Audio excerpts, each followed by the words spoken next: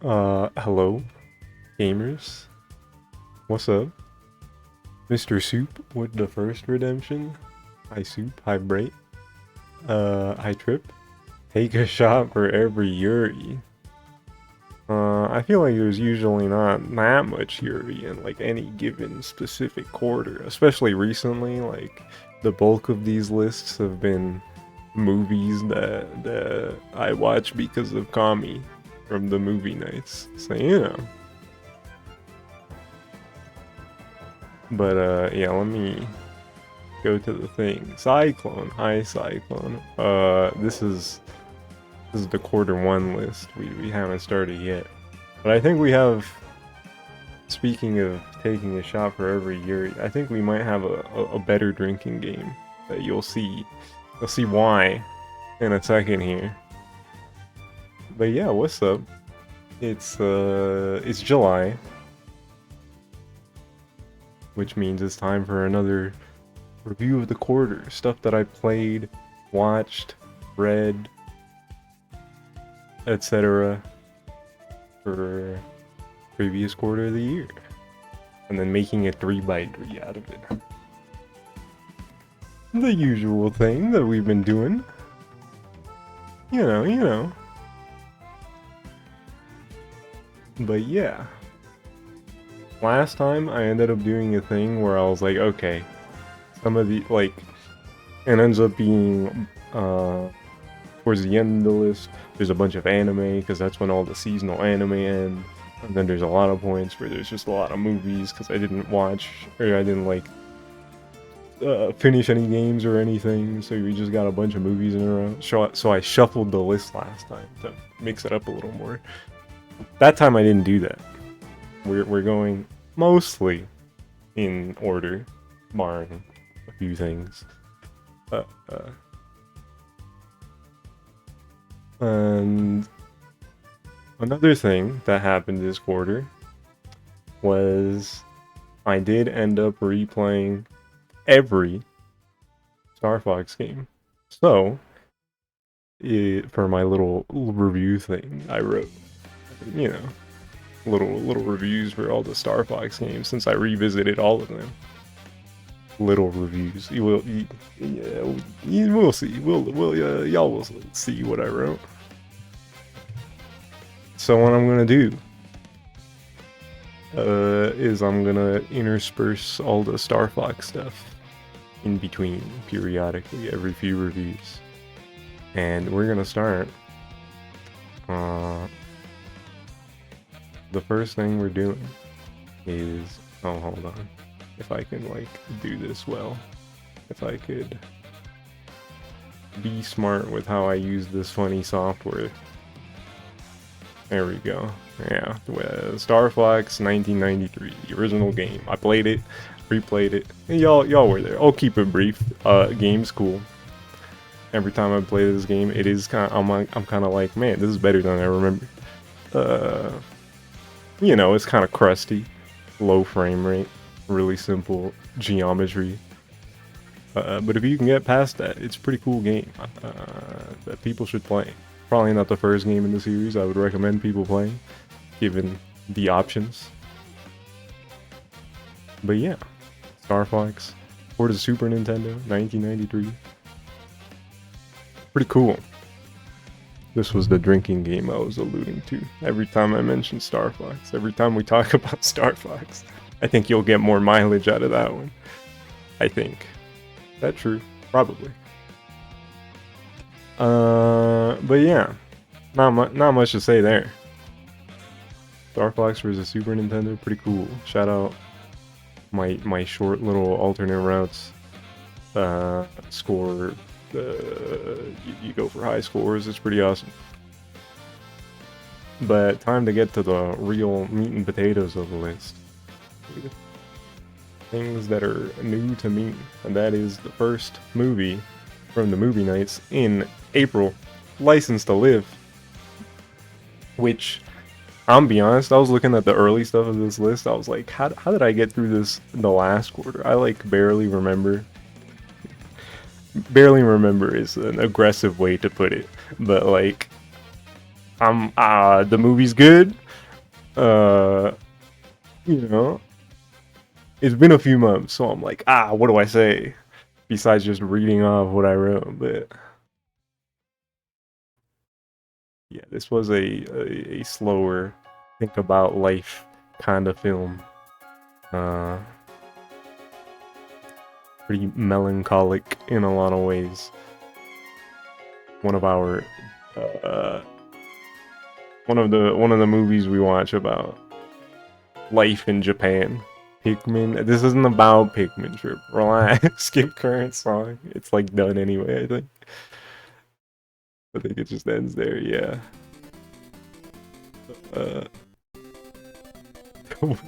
Rip, relax. Whoa. But yeah, License to Live. It was pretty good. It was pretty good.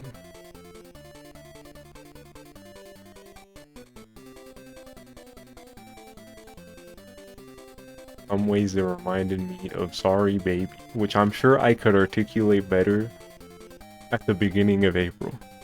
But I do remember thinking about that other movie while watching this one, and I was like, scratches my chin. Interesting. Because that one I also remember distinctly thinking had a certain air of melancholy to it, as I put it here. I just realized, y'all can't see my mouse when I'm in this software. I won't call them that guy, but can y'all see my mouse here? Hold on. I want y'all to be able to see my mouse. Mike? Why are you saying yeah, yeah, yeah? What does that mean? What the? Why did it do that? Why did it go away? Look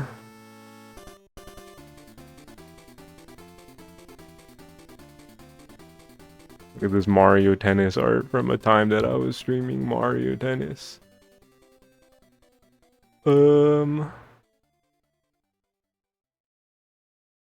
There we go. I think it's because I minimized it. And then changed it to capture cursor, so it like stopped capturing the window because it got confused with the window title. It's fine, we figured it out. Mario Tennis will be on the 3x3. Mario Tennis will not be on the 3x3 actually. And y'all should also be able to see my mouse here. Huge, huge. The mouse is now visible in both places. Cool. Mario Tennis, other than its brief artwork appearance a second ago, is not related to anything that's happening for this list. In fact, we may be listening to Mario music, but there's no Mario whatsoever.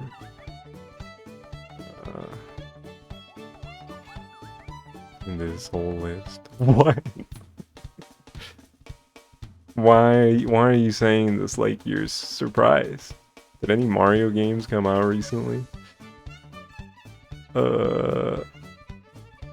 Besides Mario Tennis, that was like in February, I think. But yeah, on to the next thing. License to Live, it was pretty good. It was pretty good.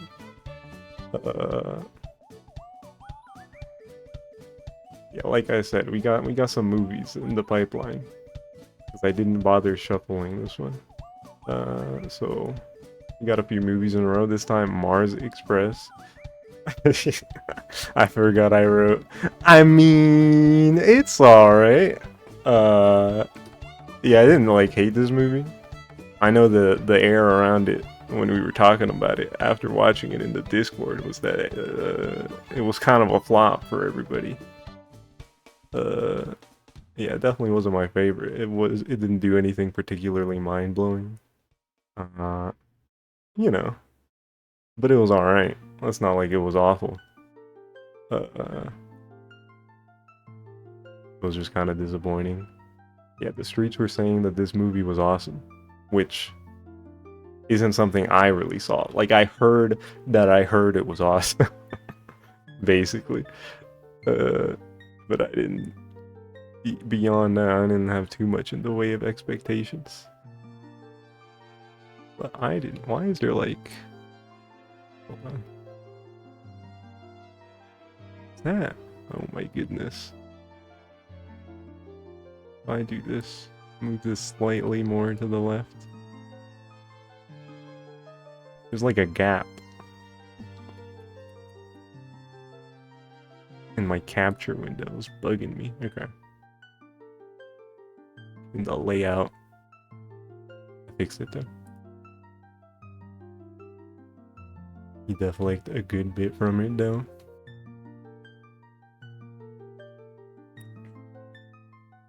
I'm trying to remember.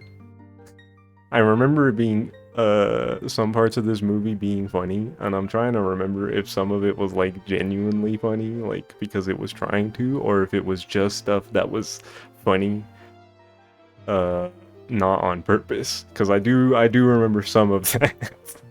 It's like I don't think it was trying to be funny right now, but this looked funny. I think some of the expressions were definitely meant to be funny. They had some solid expressions. I remember that.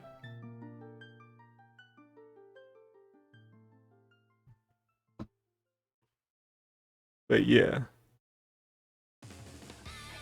I mean, it's pretty apt way to put this one. I feel like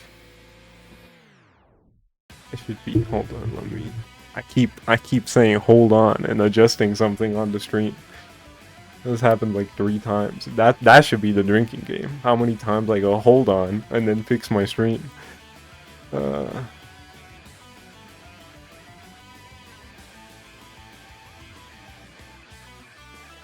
yeah, Mars Express. It's alright, it's alright.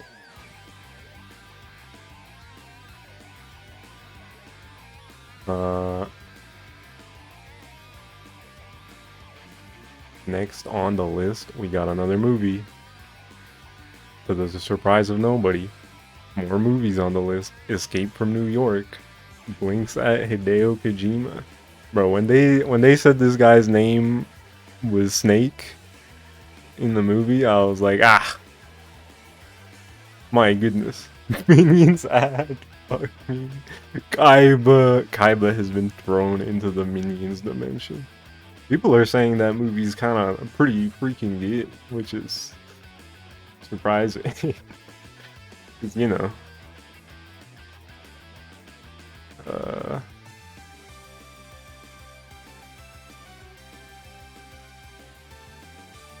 can't say I heard anything notable about any of the previous Minions movies. So. People have been saying a lot of things these days. I mean, that's true, but also the people saying Minions is good includes my good friend Burra, who I trust. So, there's that.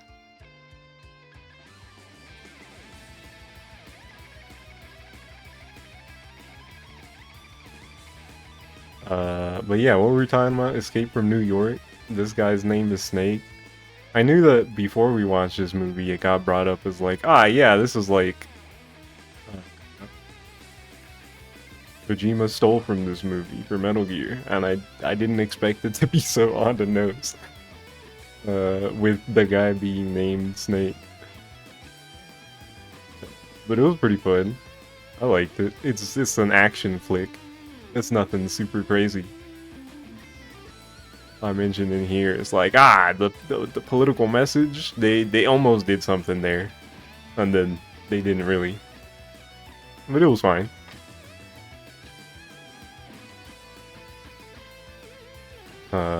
Pretty neato movie. Nothing too crazy to say about it other than, look! Snake!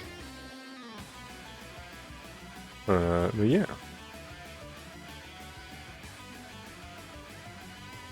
Alright, time to take a break from our regularly scheduled movies on the list to go back to another Star Fox game that I replayed.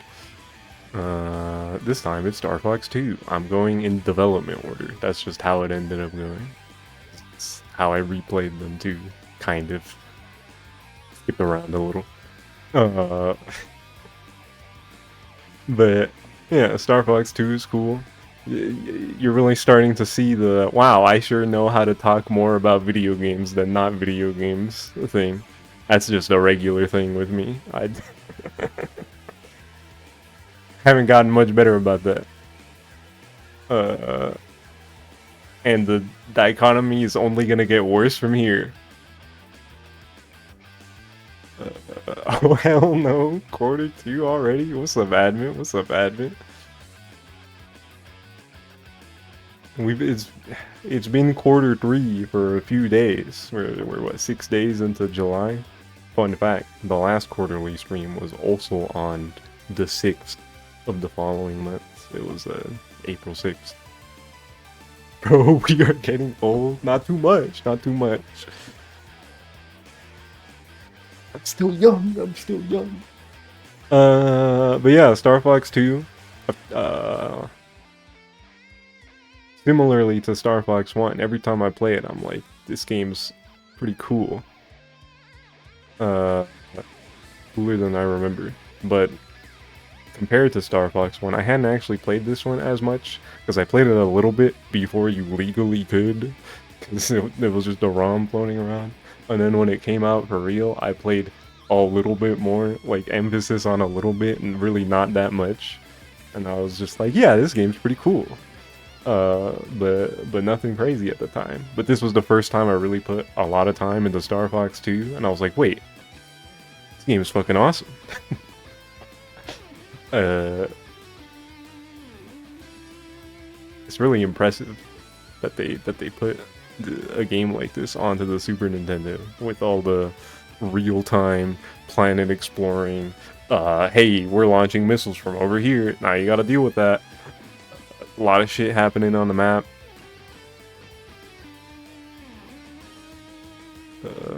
You must leave. You're on a roof right now. Goodbye, Advent. That seemed insane for the time it could have been released. The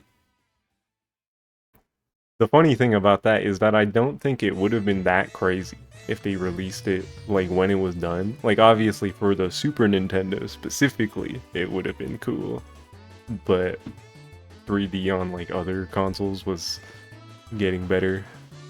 So, you know, the whole story about, they shelved it because 64 is pretty soon and they want to make that game look crazier by comparison. So, you know.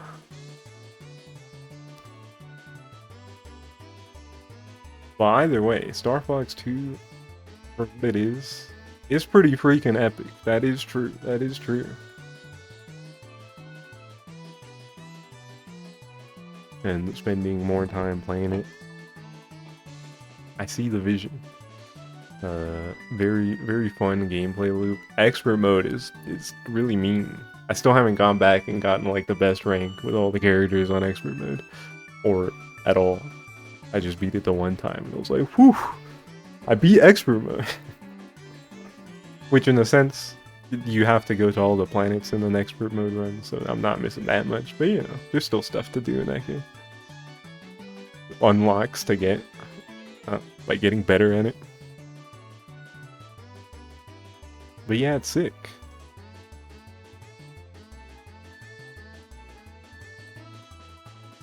And I know for sure there's something, I know Advent was talking to me about it, because like the frame rate is pretty rough in the original game, and also when things explode, the flashing is pretty egregious. So Advent was telling me that Star Fox 1 was kind of hurting his eyes.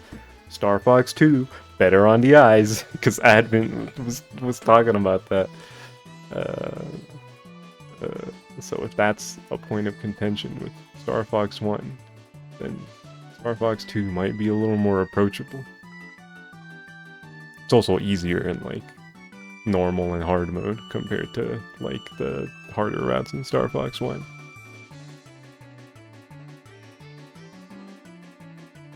But yeah, Star Fox 2 is pretty epic. That's true, that's true. Alright, back to our regular list. We got more movies. We're almost free from the regular Liz movie. See, this is what I'm talking about. I had like a kind of beefy Star Fox 2 review, and this is we're barely at a fourth line. I put a smiley face. I did like this one, but I really didn't have anything to say. I was struggling. At some point, it hasn't happened yet. At some point, I'm gonna write one of those like one sentence reviews. That's like, it was cool. But yeah, this was a real a vibes based movie. If you like the vibe, you like the movie. If you didn't like the vibe, well, we'll get to that. Propeller hat, it was fun. Yeah. They did a thing with this movie where they swapped between black and white and being in color, which I think on a rewatch would feel a little more interesting, because then I would be like, this is why they did that here. But in the moment, I was kind of like, looks around sometimes when they kept swapping between it. Enjoy some of the cinematography and editing in this one. Yeah, it was pretty cool. Like the way the movie started, especially, I think, is the one I'm thinking of. Pretty sure.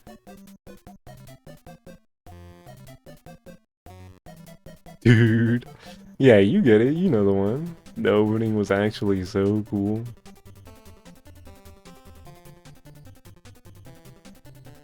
That's pretty true. That's pretty true.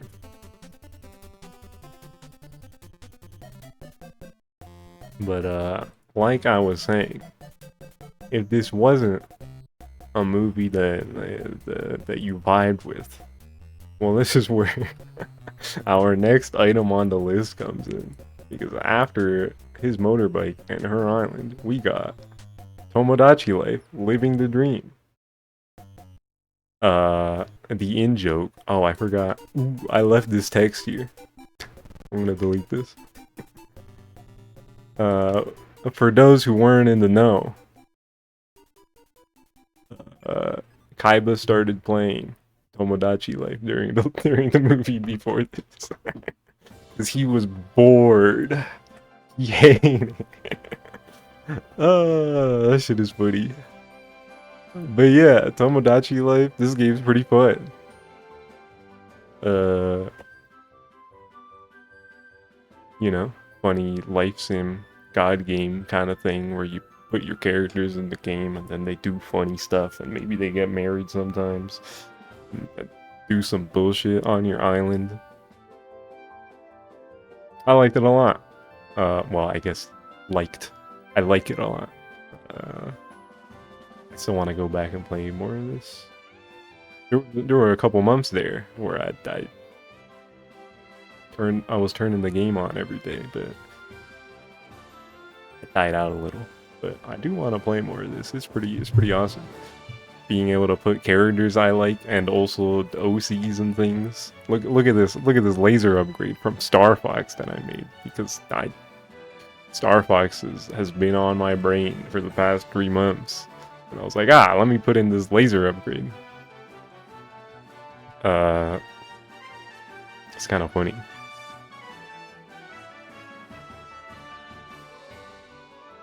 But yeah, I can definitely see myself putting a lot more time into this game. It's pretty awesome.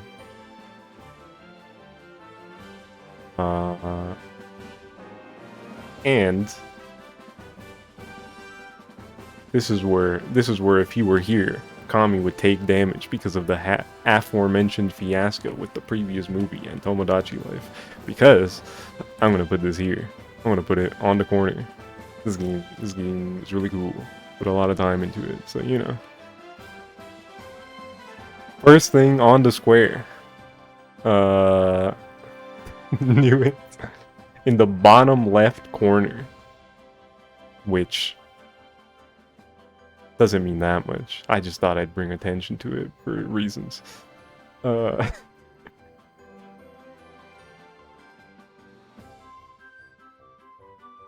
yeah. Tomodachi Life is pretty fun. Oh, I should mention that just the fact that this game is gay and has gay options is pretty awesome. And part of the reason I was like, fuck, I gotta buy this game. Because if anybody remembers, I was originally gonna use a voucher on this, but then Nintendo told me, fuck you, your voucher expires before this game comes out, so you can't use it even though you have the voucher in front of you and the game is on the eShop. And I was like, do I even want to buy this game anymore? But I caved anyway, because I was like, fuck, this game is explicitly gay. It has a button that says non-binary on it. Ah. So I ended up getting it anyway. Because, I figured I would like it a lot and that it would be worth it, and that was just pretty true. Pay for gay. Yeah.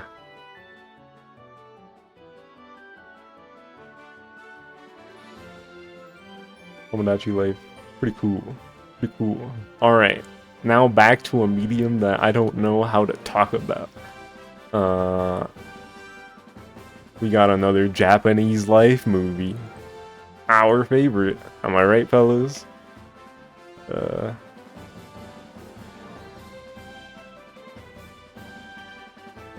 This one was another pretty cute movie. Pretty... what's the word?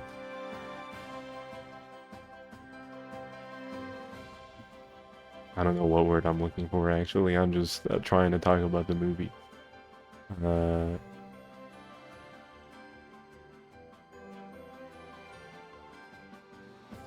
But you got a kid going across the country with this guy, and it's a pretty heartfelt time. Like I wrote here, I do remember feeling that it was a little long-winded at points, but, you know, it's not like it was for no reason.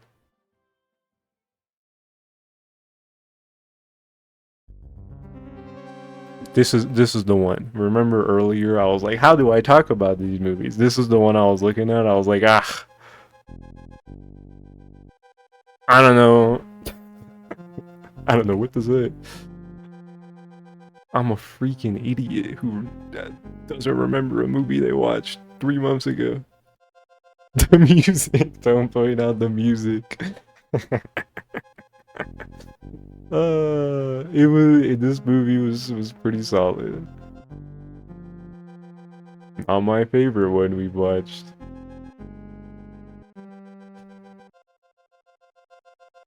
Yeah, actually, I'm sorry. I secretly hated this one. That's why this music is playing.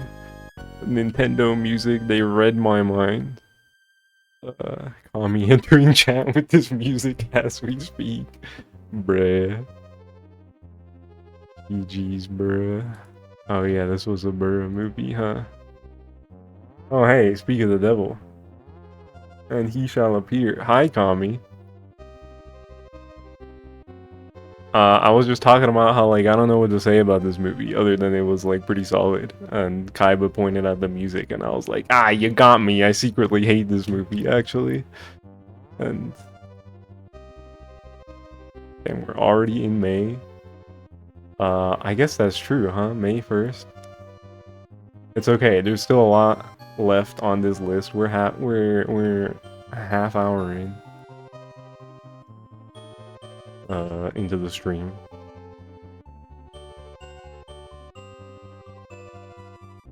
And this is where we make our next cut-in. We've been doing a thing for everybody who wasn't here at the beginning of the stream. Periodically, we're cutting into my series replay of the Star Fox series, which I also wrote about. This movie is very nice, that's all though. Pretty true. That's pretty true. This movie is pretty nice. I agree. But yeah, like I mentioned, it is that time again for our cut into the Star Fox series replay. Ooh, ooh, look at this. Look at all this text. Wow, I know how to talk about video games. Star Fox 64 is the GOAT. What is this edit? You can say that again. There's a reason it remains so iconic and is the game Nintendo continues to struggle to break away from. I wonder why I wrote that. I wonder when I made this edit.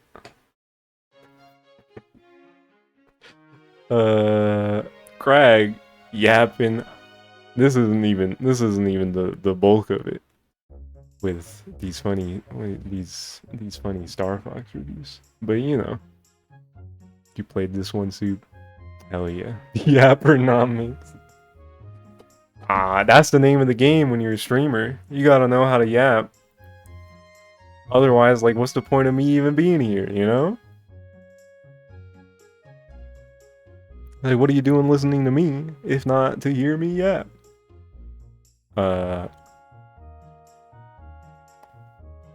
Although, speaking of me yapping and my longer Star Fox reviews, I was thinking that since some of these Star Fox reviews are on the longer side, that I would put them up on backlogged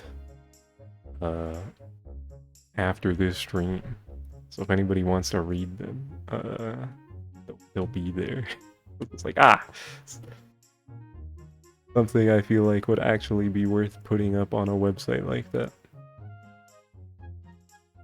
But, you know, Star Fox 64, y'all have heard me talk about this game a bajillion times. It's pretty freaking awesome. Really cool sequel to the original game that expands on it with like all range mode and the different vehicles, and it's a really fun score game and the iconic dialogue. It's got some really good music. One of my favorite games of all time. It's the GOAT. And the 3DS version is also good. The multiplayer is a little different between them, but Star Fox 64, it's awesome. I mean, it's alright. Yeah, okay, SP. What's up, Ray? What's up, dude? But yeah. I've never actually played the multiplayer in Star Fox 64 3D. I know it has like different maps and no landmaster or on foot stuff, and I think it has power-ups. Like I think that the shield that's also in the new version is in that one. I'm not sure about the rest. But 64 3D, also a good version of the game to play. But yeah, that's enough about Star Fox 64 3D. Why they specify 64 3D specifically, I don't know. But 64, yeah. Next on the list, back to our regularly scheduled list, we got The Legend of Hey 2. See, even a movie I liked and I thought was pretty awesome, I was like, I don't know what to write.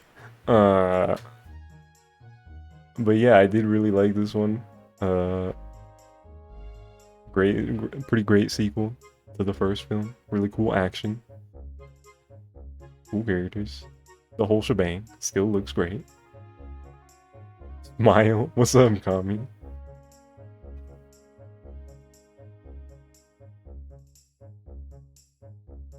I think ultimately because it was more of the same positive, I was just like, what do I say? It's more of the same positive. Kojima pick positive, literally. That's me with like most movies, because I don't know what to talk about most of the time. If it doesn't get its hooks in my brain in a very specific way.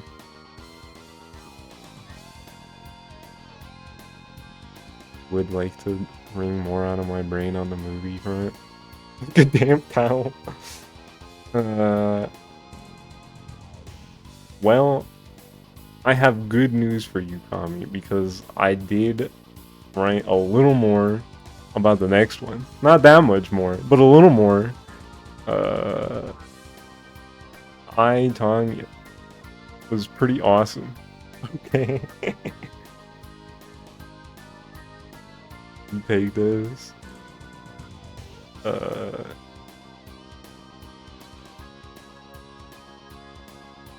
Yeah, this movie,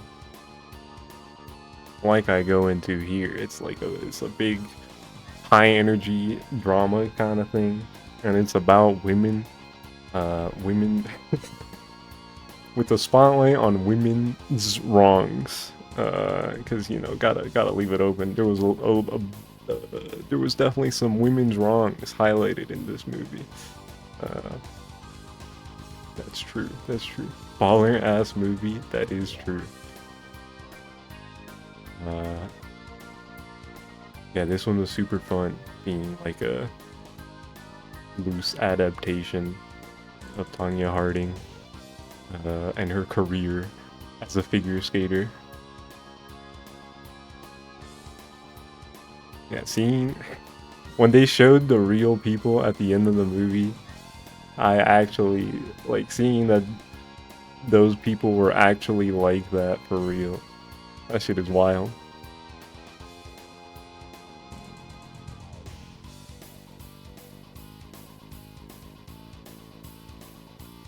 Yeah, hearing about Supergirl was disappointing because I was optimistic about that one, considering it's the same director as I, Tanya here, and also like Cruella. Soup told me about that one. It was like, hey, did you know that this movie was directed by this other, or by the same person that made this other movie that you said you liked? And I was like, whoa. On that note, I want to make it clear, I don't think Cruella is like a cinematic masterpiece or anything. That movie's really stupid. But I do really like the directing, the style that movie has. I think it's pretty fun, even though it's pretty dumb. And when Soup told me that they shared a director, I was like, ah, I see it. It makes sense to me. So hearing that Supergirl was not it is a little disappointing. I am curious to watch it at some point anyway. Just to see for myself, but you know, the reception hasn't been very great, so. Did they speedrun into superhero apathies that fast? Oh dear. Might as well give it a whirl. We'll get around to it.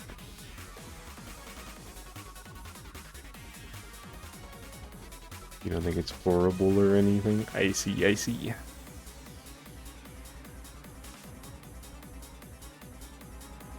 Maybe I'll like it more than most people. Oops.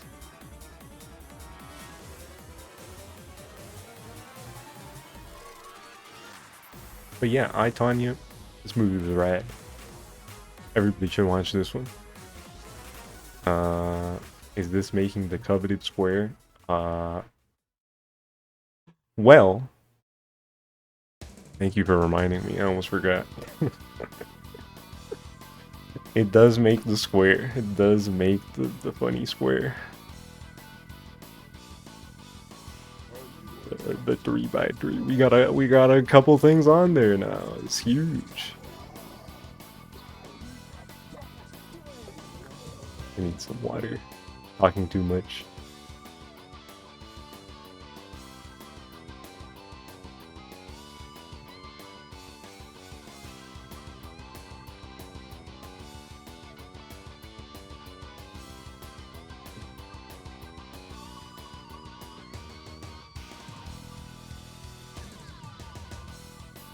Alright, where were we? Where were we? Next on the list is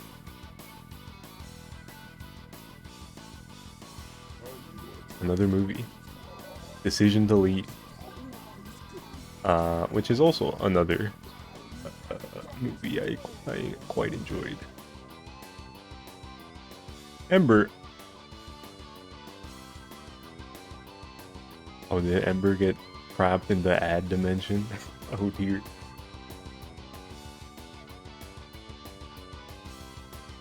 ridiculous banger. Yeah, it's pretty good. It's funny. The first line is they almost lost me in the first half. Because that is true. There was like a point like halfway through where I was like scratching my head a little bit about the direction it was going. But they brought it back around. I was like, wait, this was pretty cool actually. I understand it now. I mean, it's alright. It's blown up.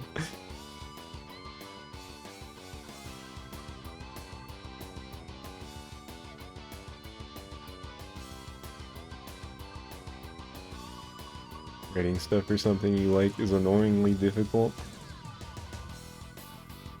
It very much depends for me.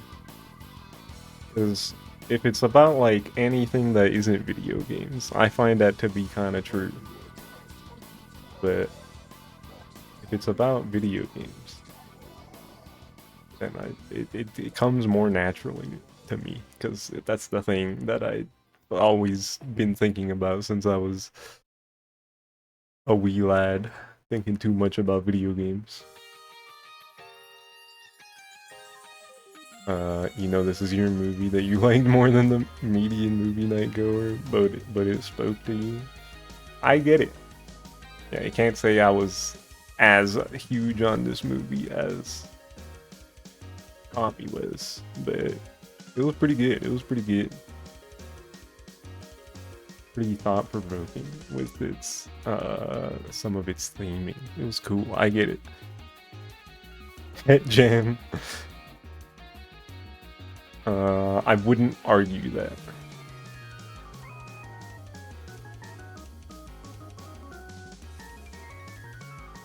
Wait, why is Soup getting hit by a space laser? I missed that part. Oh my god. Oh my goodness.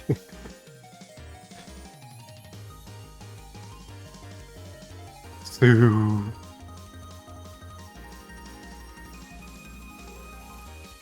I feel that sometimes. I get you, I get you. But yeah, decision to leave. Pretty sick. I would recommend people giving it a watch. It does feel weird how it feels like we're further in the list than we are. Because this sure does say May 22nd. It's like, wow, we're already halfway through the quarter. Over. But you know. Looks at all the anime that end at the end of a quarter. That's a factor.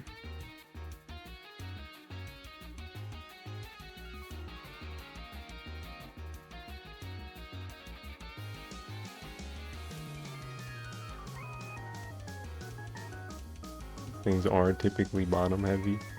Like I said earlier, for everybody who wasn't here at the beginning, I didn't shuffle the list this time. For the first quarter, I shuffled it a bit so there wouldn't be like a billion movies, and then with all the anime, I didn't do that this time because we're doing like I'm doing the Star Fox thing, or I'm putting all my Star Fox replays in there, and I did shuffle a few things at the end for dramatic effect. We'll get there when we get there. But yeah. Speaking of doing our funny little Star Fox reviews, the next one on the list is the game that comes after Star Fox 64. I think y'all know where that is leading us to. Star Fox Adventures, which if I scroll down for a second here, you'll see why I kind of want to put these in a place where people can read them for a second, because I wrote a lot.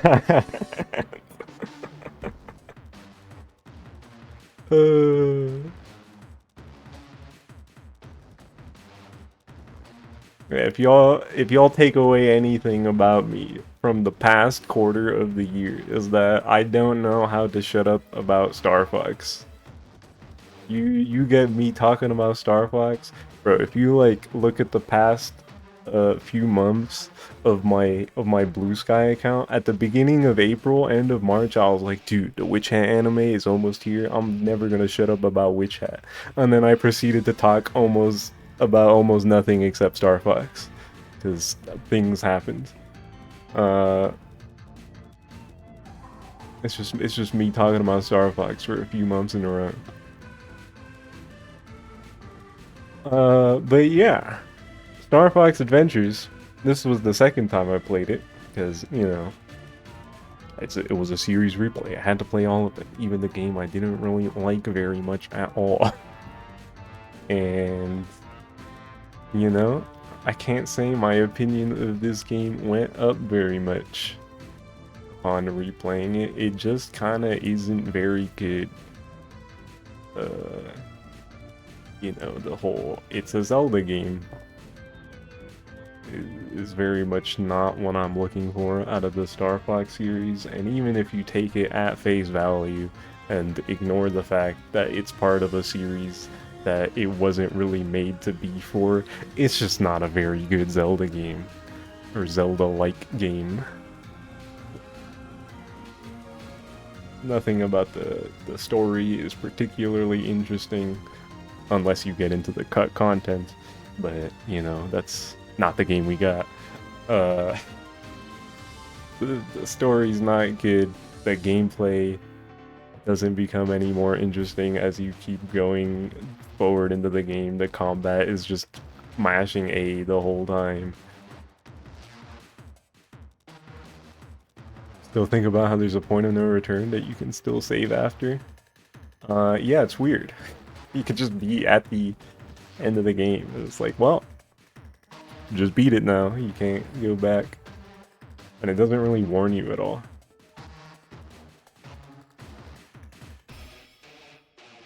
That is true, that is true. For ladder climbing is so slow for some reason. This game just feels clunky in a lot of ways. But the ladder climbing, oh my goodness, the ladder climbing is so slow.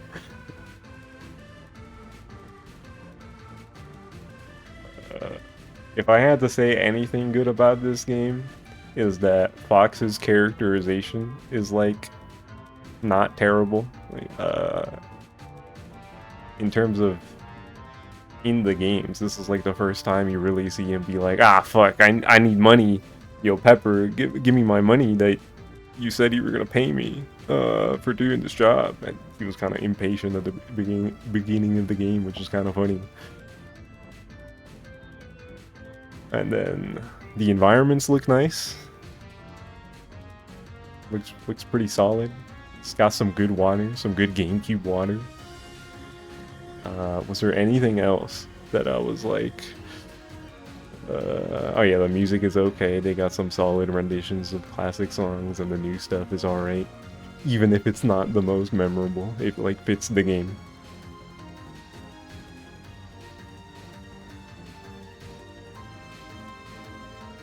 But yeah, this game kind of not very good.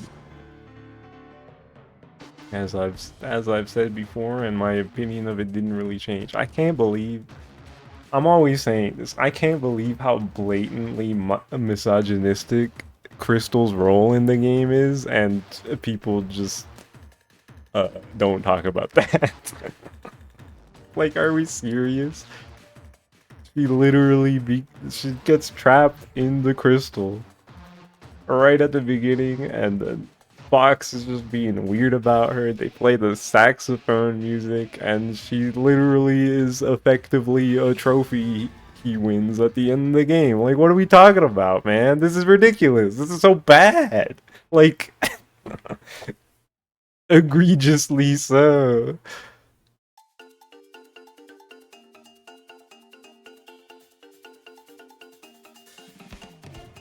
Yeah, this game kind of stinks.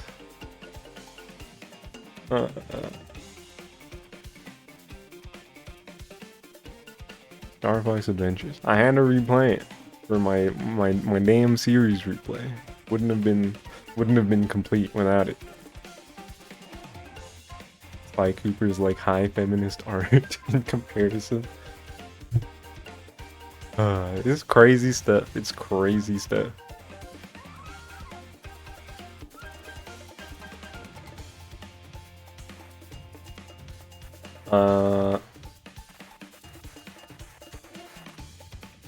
And if you'll believe it, we're not out of the woods yet for complaining about things relating to Star Fox. Because the next thing on our list, back on our regular list, and not a part of the replay, the Star Fox series replay, because I hadn't finished it before, Starlink Battle for Atlas. Because I also was like, you know, I only ever played like 1 or 2 hours of this game before. Let me give it a fair shot since I'm already going through everything Star Fox related, and this game has a not insubstantial amount of Star Fox content. So let me play it. And yeah, it's not very good.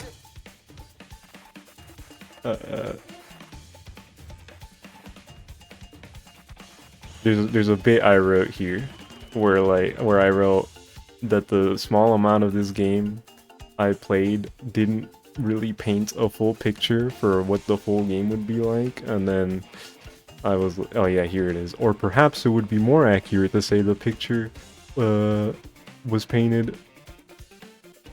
Did I, like, write this weird? I might have to like fix that later.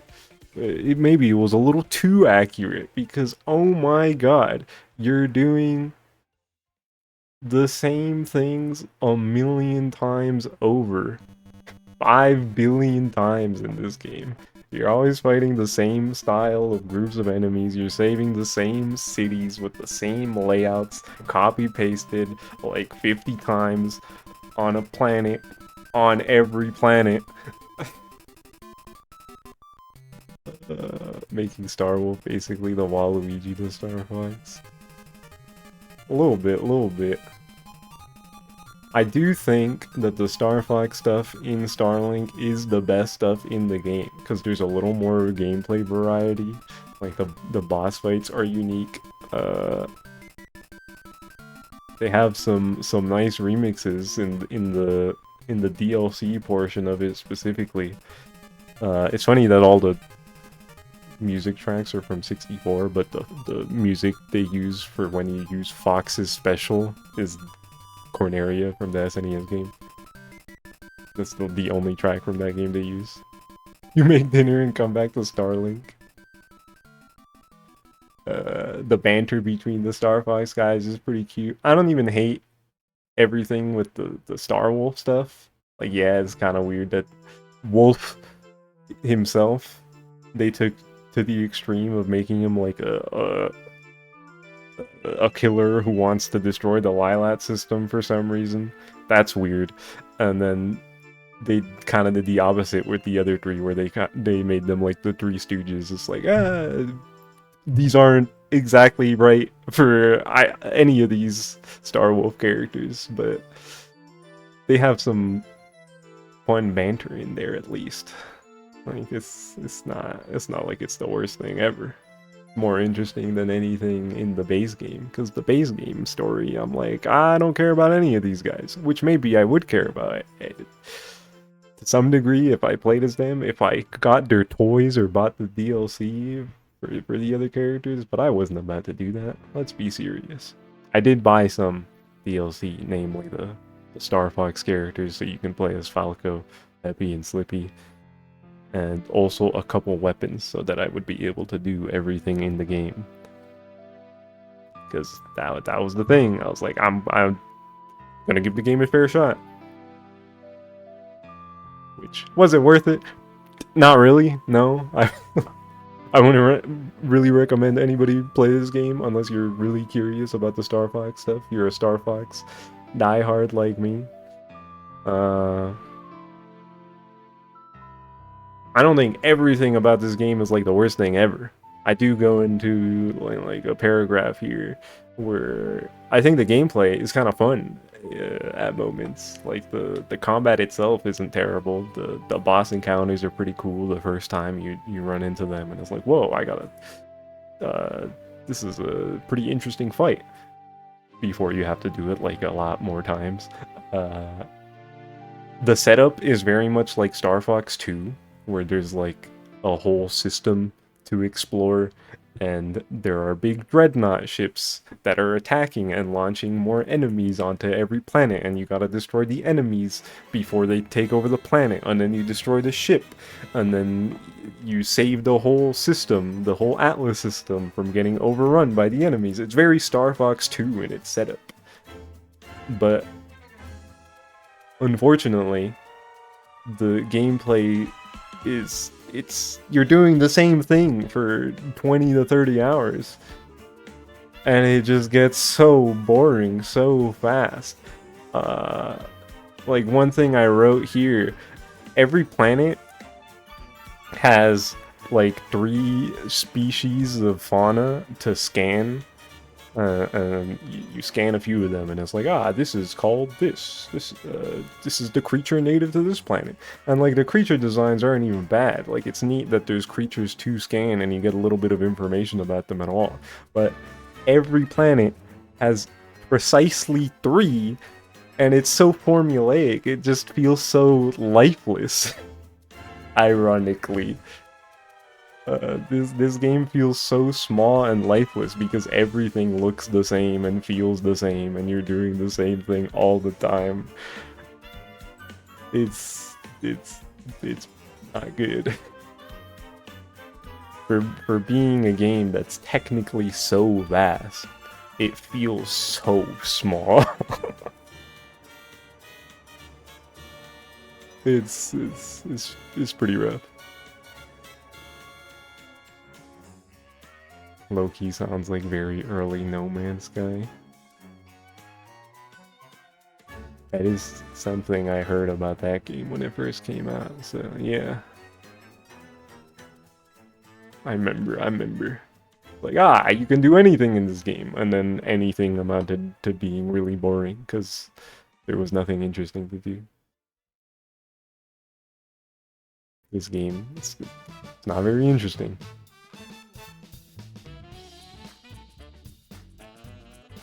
Love when you see the strays Star Fox should learn from this game, from somebody who put 10 minutes into it. Yeah, it's crazy that people are saying that, have been saying that since this game came out. It's like, Ubisoft should get the reins to Star Fox and make a Star Fox game like Starlink. And it's like, no, man, what you want is for me to blow my shit smooth off, is what you're describing.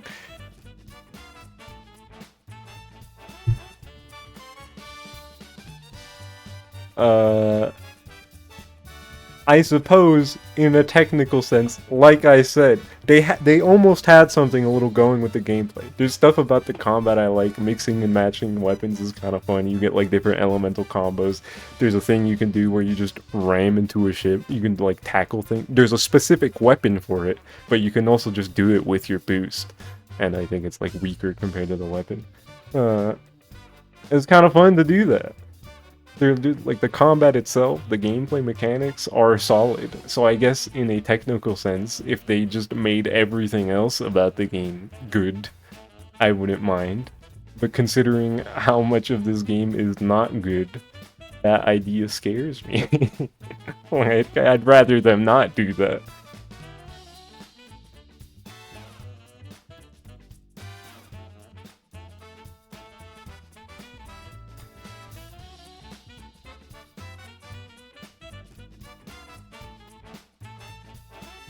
It's also just so long. Did I mention that? I think I spent like 25, 30 hours in this game. Doing all the stuff.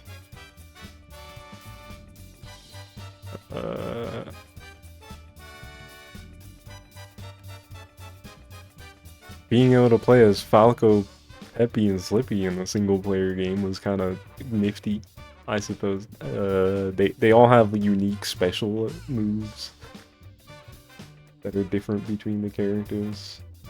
Those were cool to mess around with. Like I said, like I keep saying, the core gameplay, the combat itself, it's okay. Maybe even better than okay. It's pretty solid, pretty fun when you're fighting something for the first time, but yeah. That's enough about that game. Let's talk about a good video game. Not Starlink. Starlink kinda stinks. Next on the list is Mina the Hollower. Wow. This game was freaking awesome. It came out at the end of May. After what, 4 years ago was when the Kickstarter was. And Yacht Club Games, they delivered. This game was really cool. Spark Towers aside, this game was nice. What's wrong with the Spark Towers? Chill, bro. At first I thought the Spark Towers were kind of hideous, but then I realized you don't have to, like, do everything on the tower. You can skip a bunch of the stuff on the tower. I was like, oh, this is fine. You're not chilling? You dreaded the climax for one? Bruh. Me personally, I'm chilling with the towers. I think the towers are cool. Did people really think he had to do everything? I don't know. I'm just theorizing. I'm throwing my thoughts out there. It's like, because that was my initial thought with the first tower. I thought you had to get all of them, which wasn't too bad with the first one because it's the first one. It was pretty simple. But then as they got harder, I was like, okay, I can. You just gotta get to the top. You just get more stuff. But yeah, this game is pretty darn sick. I was very much looking forward to Yacht Club's take on a Zelda-inspired game with Souls-like elements and stuff. It looked pretty cool. It's funny I mentioned the Souls-like part with my history of streaming Dark Souls on this channel, where I very much am not crazy about the Souls-like elements in that game, but they work for me here, I think, because the game is just so snappy. It's not a super huge game world. Why are you mad, Bray? I'm just talking about how I feel about these video games.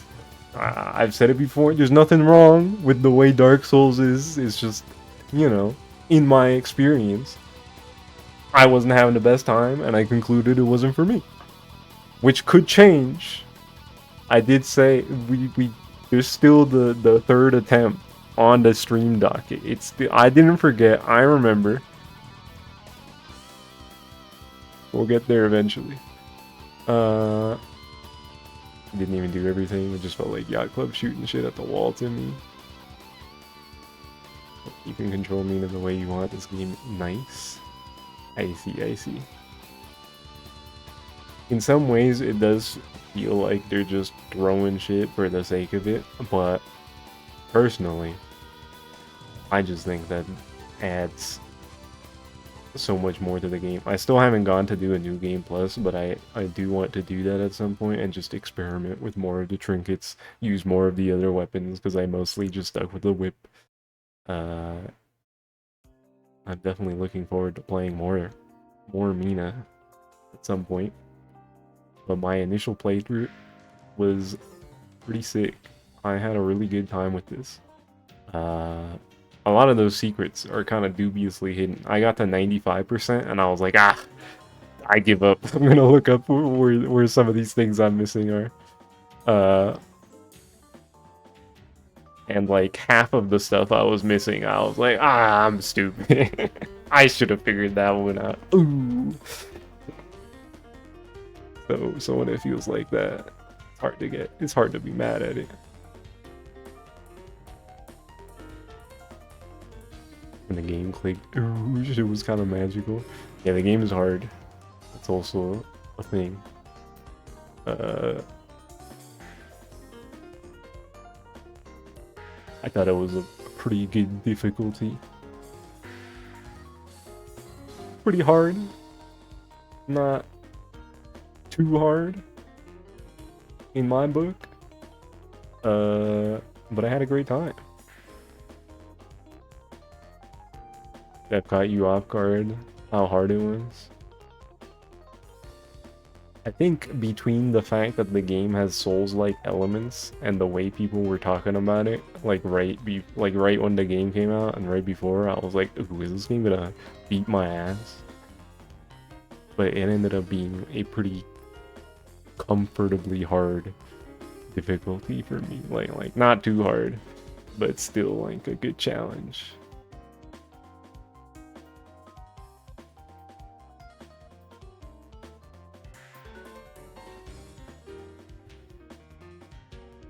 It starts hard. The difficulty curve skews easy really fast. That's also true.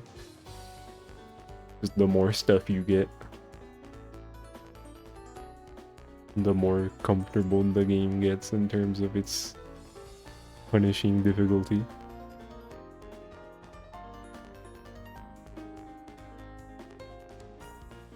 But yeah, Mina the Hollower.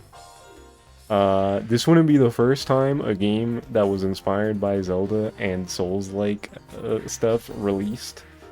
I think I said this on stream before. Like, this isn't the first time I was looking forward to a game like this. But it is the first time I was looking forward to an indie game like this, and I came out liking it. Looks at Tunic. I wasn't super crazy about Tunic. That game's cool. You should try it out if you're interested, but I don't think it was for me.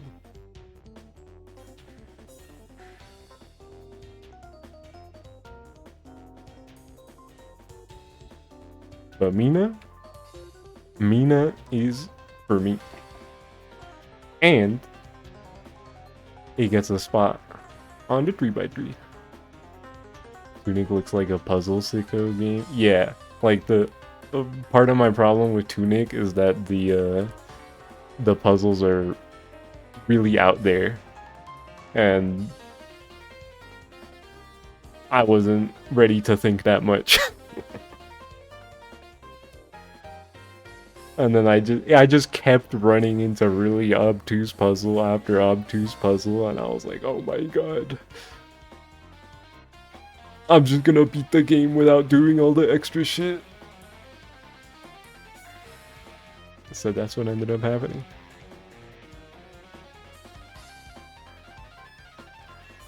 This is why she's in Rivals now. Hehe. Alright. That was Mina the Hollower. On to the next thing. Which is a manga. Alright, Rich Trip. It's time for him to take a shot. Is this true? Is that true? Is this like the first real Yuri on the list? I think that's true. It's kind of amazing it took this long. But yeah, have a great trip after the end credits. Is a pretty short manga. It was 14 chapters long. It's like only a few volumes. But I enjoyed this quite a bit. As the title suggests, it's one of those stories where it's like, they defeated the Demon King, and then they go on an adventure after they defeated the Demon King, and stuff comes up afterwards that's like really sweet and touching. And you can tell that I really fucked with this because I started this with an Aura review line where I was like, to be loved is to be changed. The series was kind of awesome, and I can't really talk that much about it without just spoiling what happens, but it's a very sweet, heartfelt fantasy adventure kind of thing that happens to be Yuri. It was quite good. It was quite good. I liked it a lot. This is nice, but what does Fox think? What are you talking about? I'm sorry, I don't have a camera compatible with my Switch 2. I can't swap to the Star Fox Nintendo Switch 2 VTuber mode and do a funny bit if that's what you want. So GG's. I, however, really like this series. So we're getting 2 in a row on the square.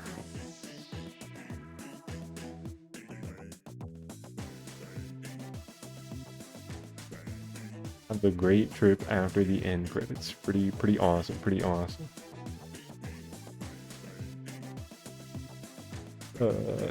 Interdesting. Oh, this was the thing I was talking about the other day that I was like, I haven't talked about this anywhere. I'd be surprised if anybody guesses that this is on the square, on the 3x3. This is what I had in mind specifically.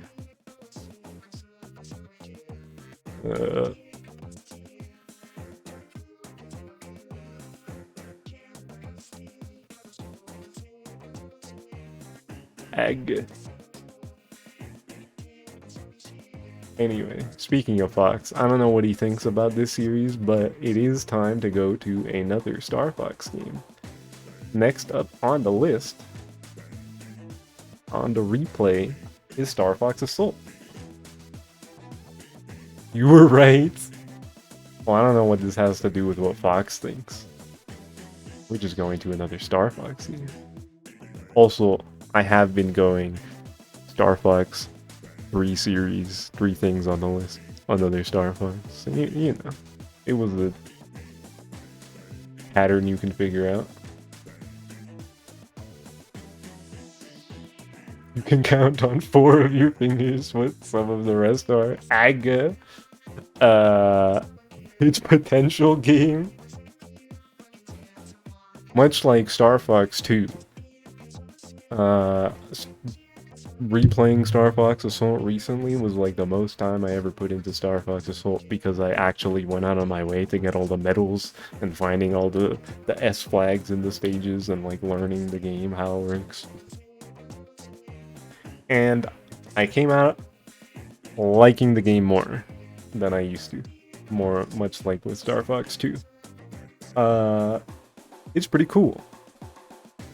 It's a different combo system than something like Star Fox 64, but I think this game does its combos pretty cool. It does it in 2 different styles, whether you're playing in the on rails levels or the all range on foot stuff. So there's a couple different systems, but it ultimately still encourages the player to learn the levels. You got to do them pretty quick. Be efficient about how you kill enemies in order to get a higher score, which is ultimately what I like about Star Fox. It's a pretty snappy action score game. That being said, it's not like my favorite game ever. There's still plenty of things that are rough about it, like the ground controls being pretty damn clunky. Like, even when you get used to them and you're using the dual stick controls, it's still kind of awkward. The awkwardness never really completely goes away, even when you go out of your way to learn everything about the game and how it works. Even in the R-Wing, and like the on-rail stages, the more I played this game, like doing the gold difficulty stuff, the hardest stuff in the game, the cracks in this game just started to become more apparent, like how the charge shot doesn't feel super great to use. The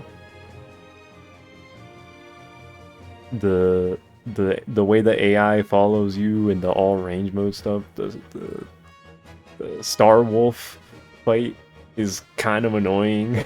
Like the way they just do a weird flippy maneuver that shouldn't be possible. It's like, why? No, stop doing that.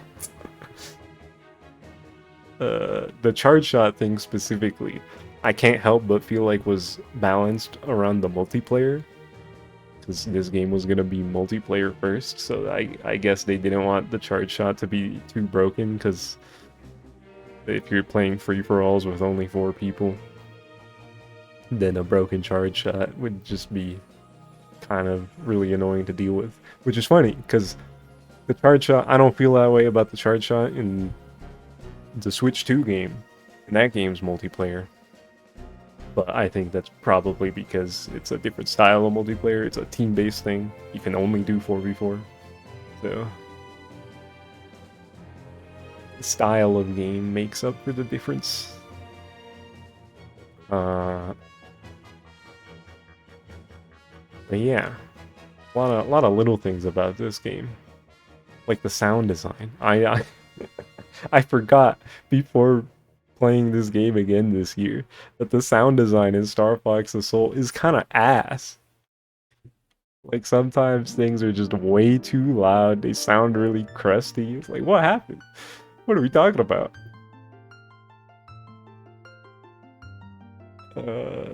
Explosions just sound like shit. Generally speaking.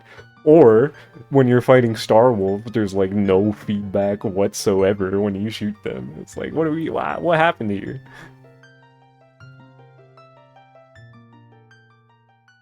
The orchestra in your ear with the mustiest explosions you've ever heard.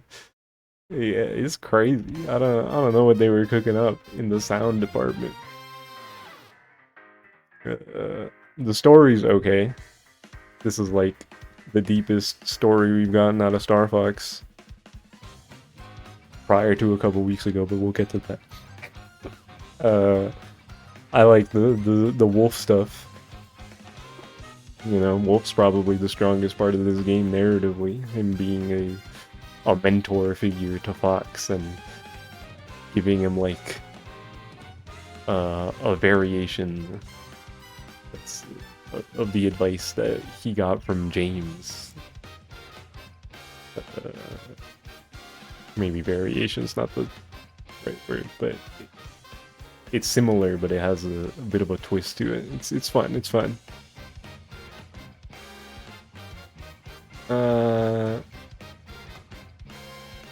What else? What else about Star Fox Assault? It's solid. The objectives and the ground missions aren't super interesting. It's always just kill all the enemies. Sometimes there's a boss.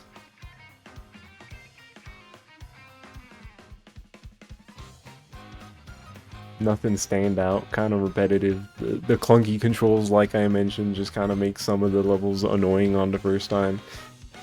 I know I talked about this before in Discord, but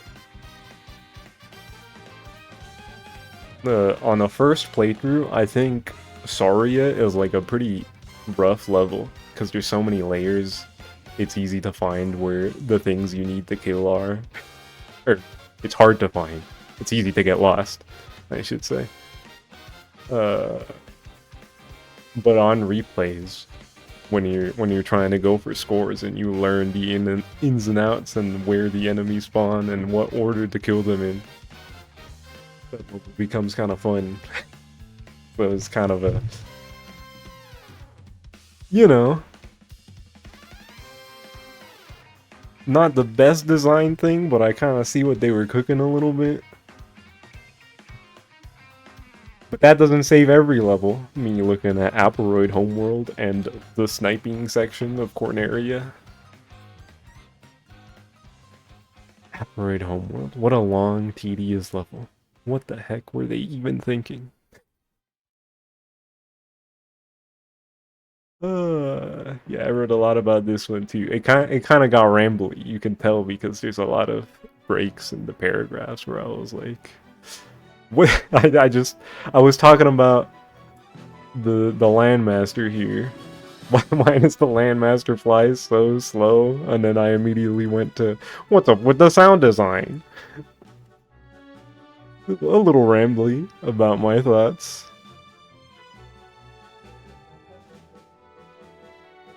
But that's also just kind of how this game feels a little bit.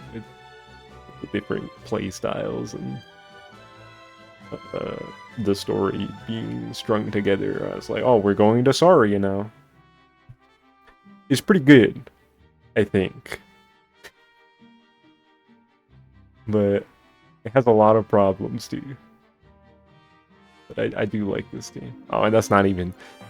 I brought up the multiplayer briefly. The multiplayer is really cool. I haven't played that much of it, but you know, the multiplayer is definitely a highlight here. There's a ton of options. You got multiple playable characters. It's fun to use a homing rocket and follow somebody with a homing rocket. Not homing rocket, it's not a homing rocket. It's a rocket you can control. Like, you fire the rocket and you start rocket POV, you are controlling it. It's pretty funny. The multiplayer is good.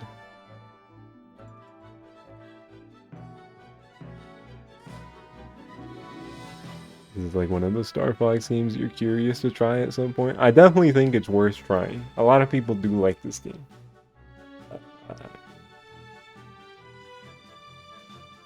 It comes up as a bunch of people's favorite game in the series. And while it's definitely not my favorite for many of the reasons I've mentioned, I can understand why it would be somebody else's.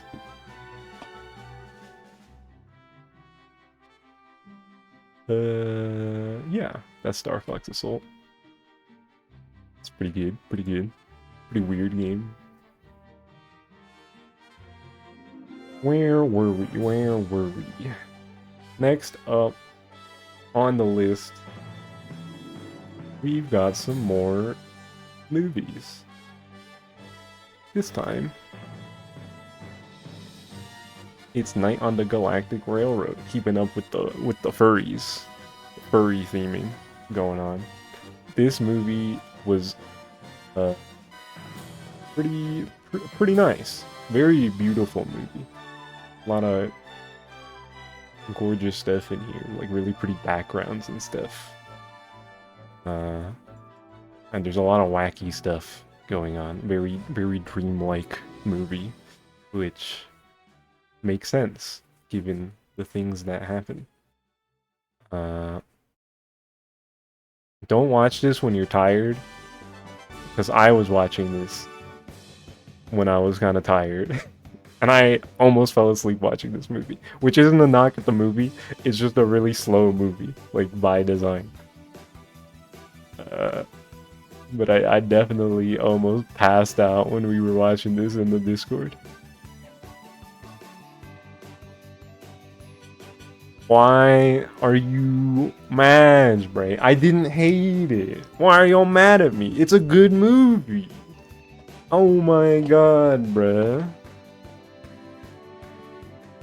I'm sorry for sharing my experience with art and telling you that it's good.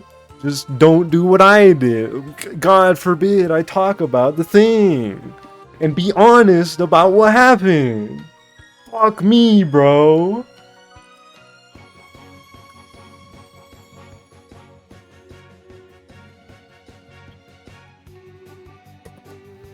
Oh my god. Tough crowd.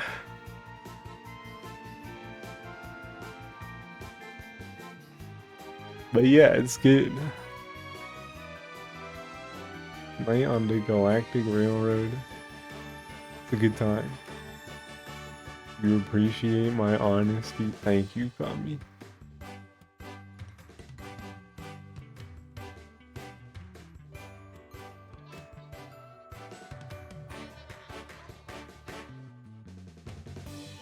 Yeah, this is a good one. Which is something I tend to say. They're usually good.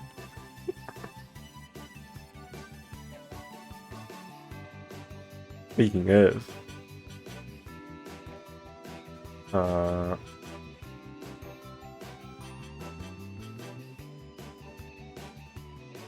if someone pulled up Tomodachi Life during your movie, you wouldn't hear from you again.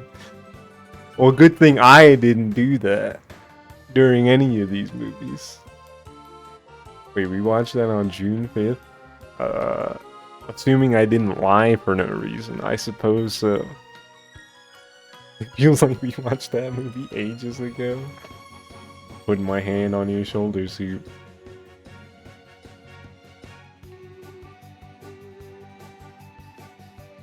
Next up on the list, another movie. Like I said, we got a couple movies in the lineup. Inu-oh. This one was pretty sick.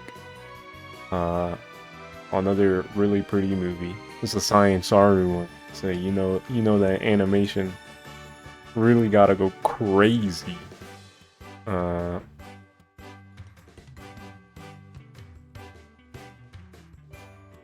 Summer of Saru.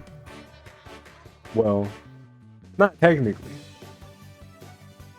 This wasn't summer yet, but you know, it's pretty close.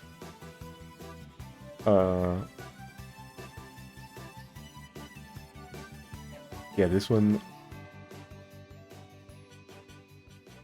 My mic broke when I got mad. What do you mean my mic broke? What? What happened? Do I sound different? Hello? Did something happen? I'm getting. It's not like I muted myself on accident. We got movement in OBS. I'm looking at it right now. I sound quieter? What the scallop? Are you sure that's not just because I was yelling? Maybe I'm a little further away from the microphone or something. The Kami says I'm good.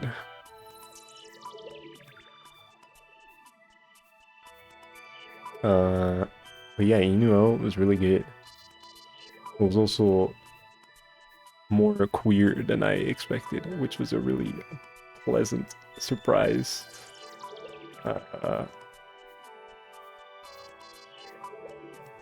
Really cool musical movie about the government hating you if you're gay and make art, which I think is pretty relevant, to say the least.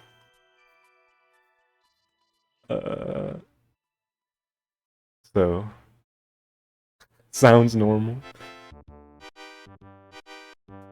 Pretty damn great message here with lots of style to back it up. Very cool movie. Very good. Very good. Thank goodness that doesn't happen in real life. Smile. Ah. Looks around.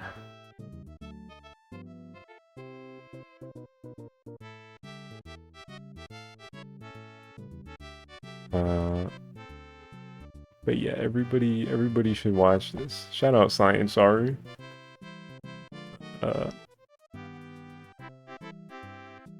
That being said,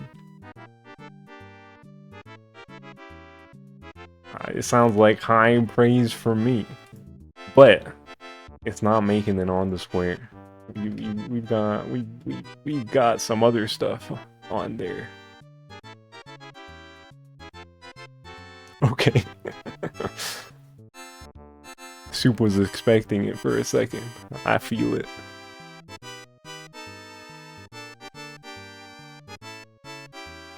This was not one of the four you had in mind. I see. Gotcha. Where were we? Speaking of gay anime, next up on the list, we got Go For It, Nakamura-kun. Loki, you were kind of thinking it could be there. I see. But yeah, Go For It, Nakamura-kun. This show was really nice. I quite enjoyed this one, watching it week to week. It's about a kid who's gay and he has a crush, and if you're not crazy about slow burns, this might not be your thing. But also that I think that is kind of the point of the show, like him struggling with his crush, which in that sense, for just having a show like this for the gay teenagers in the world is pretty nice to have. It's pretty nice show to exist, especially for the fact that like in every episode Nakamura is like, I'm shy and gay, like explicitly, like literally word for word that is what he says, which is pretty refreshing for a character to just be like, I'm gay in every episode, or most episodes, I think.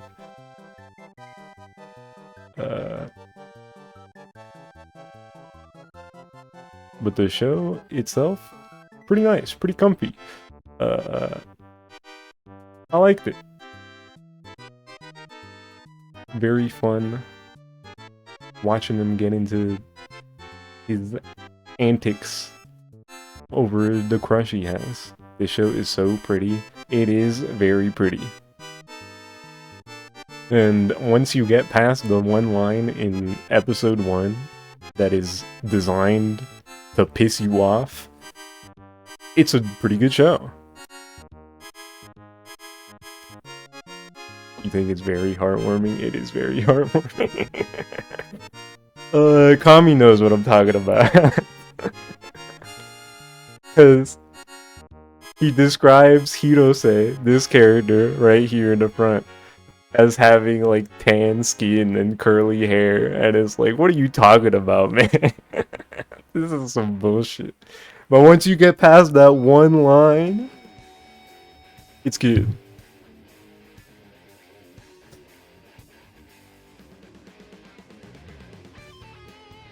It's for all the gay people in the world, aka some of y'all.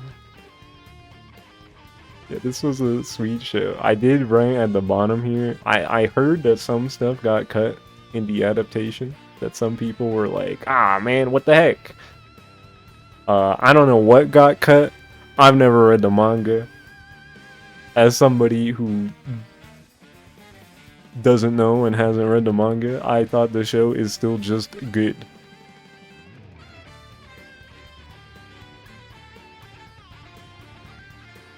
Was the octopus scene that shit was hentai? Oh my goodness. That's crazy.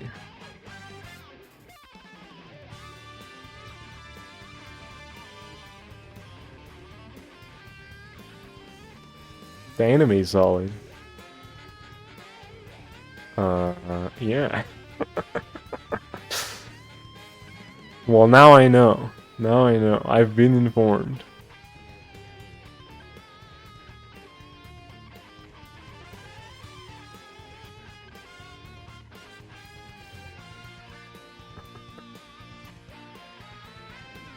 What? Hi, Kami. Anyway. Go for it, Nakamura-kun. Pretty fun show.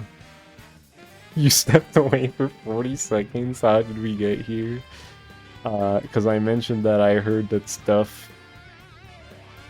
certain scenes got cut from the anime.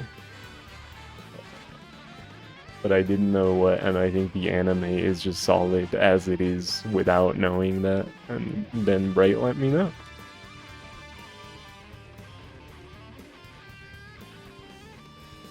But I think we're done talking about this show.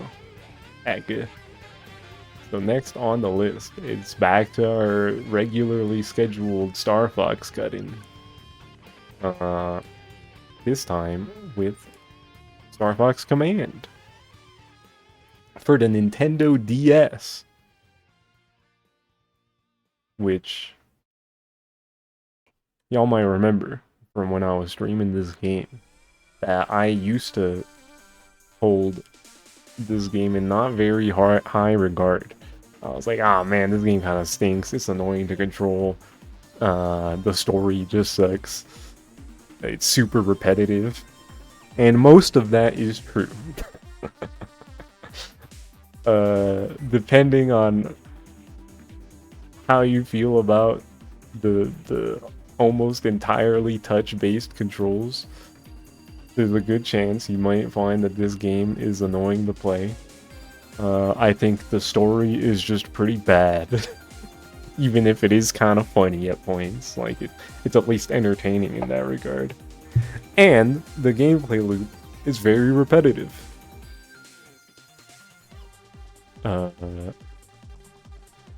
But in playing it recently, when I set it up to play on my computer with my drawing tablet, I was actually having a pretty good time.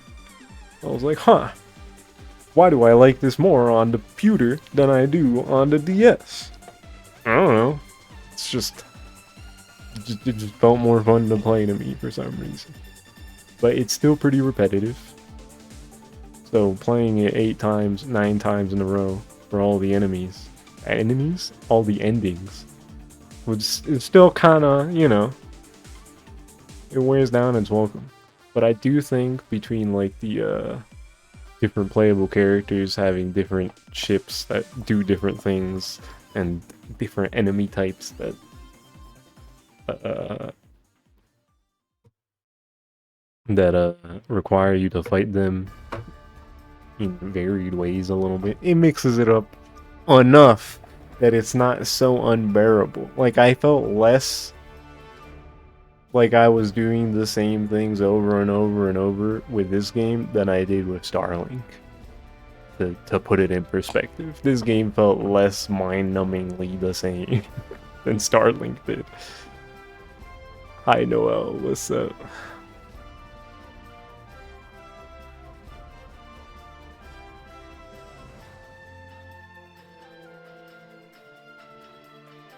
It's also a strategy game between combat encounters. You do a thing where you control your little ship on the map, and then you gotta run into the enemies and defend the Great Fox using missiles that Rob is controlling, and you intercept the enemies and complete the objective. There's a little bit of strategy in there between the action and the story itself. Its branching paths is set up kind of like a visual novel-ish, and it's pretty neat. Is it a game you need to play? No. You can emulate DS with a drawing tablet. That's what I did. Specifically, I used it for the touchscreen. I set up my emulator so that the screens were side by side. So the touchscreen is a pretty big space on the monitor. And playing this game, which is mostly touch-based, was pretty comfortable for me, personally. I had to like go into my tablet settings to disable a checkbox so that just putting the pen to the tablet counted as a click. There's like a setting you have to fiddle with. And how well it works, probably your mileage varies from game to game, but for Star Fox Command, it worked pretty well, in my experience. I might be a freakazoid. More people might find it more comfortable, more intuitive on an actual DS.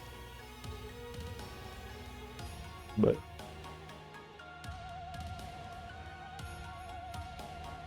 for me, considering I wanted to stream the game too,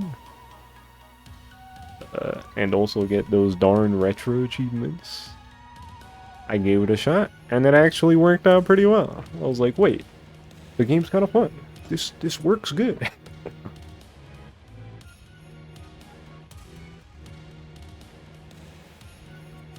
But the game itself is just kind of okay. Like every encounter is an all range mode thing except for the missiles, and at the end of all the mission, at the end of many of the combat encounters, you're doing the thing where you barrel roll into the mothership. So it is quite repetitive. The story is ridiculous. And kind of misogynistic a good amount of the time. I don't know what they were doing with Star Fox in the 2000s, but it was a little rough around the edges, to say the least, in the story department.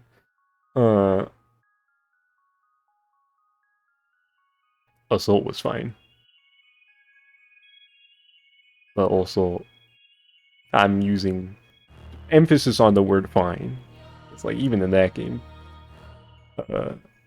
Crystal isn't a particularly relevant character. Like, she could not be in the game and the story would be the same. you would just lose the cute interaction with Fox, Crystal, and Tricky when you go to Saria. I'm like, that's it. And Panther being a weirdo about Crystal, that too. But the setup of the story itself, like, I see.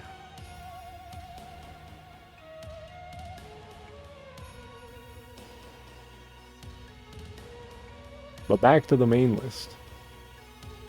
That's enough about Star Fox Command. We've got another movie on the list. Da-da-da! Moonlight, watched on June 19th. Couldn't have picked a better day to watch Moonlight if you tried. But this movie was quite good. Very good indeed. Very emotional journey on our main character through the years.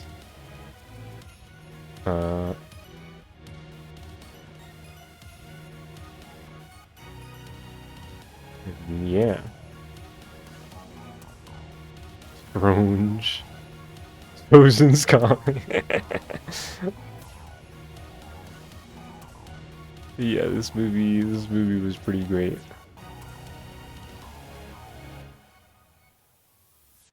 And topical for the day.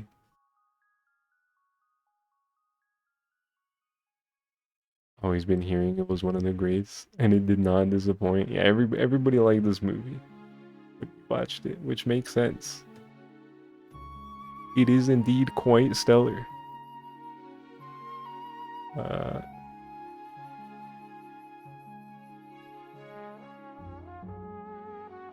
Real heartbreaking at points, because you put two and two together about certain things as they happen, and it's like, oh man, fuck.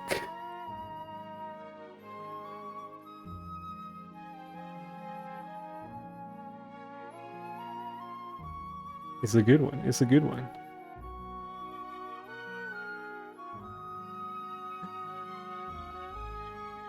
And even though I don't have too much to say, as it happens, it is going on the 3x3. This was one of my favorites from the quarter.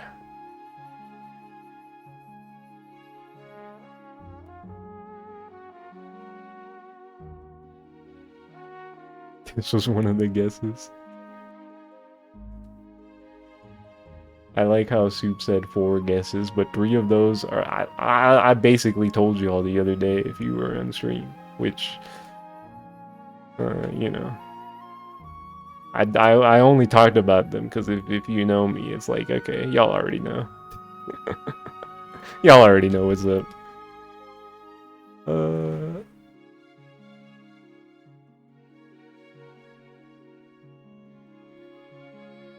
But yeah, Moonlight quite good. Everybody should watch Moonlight.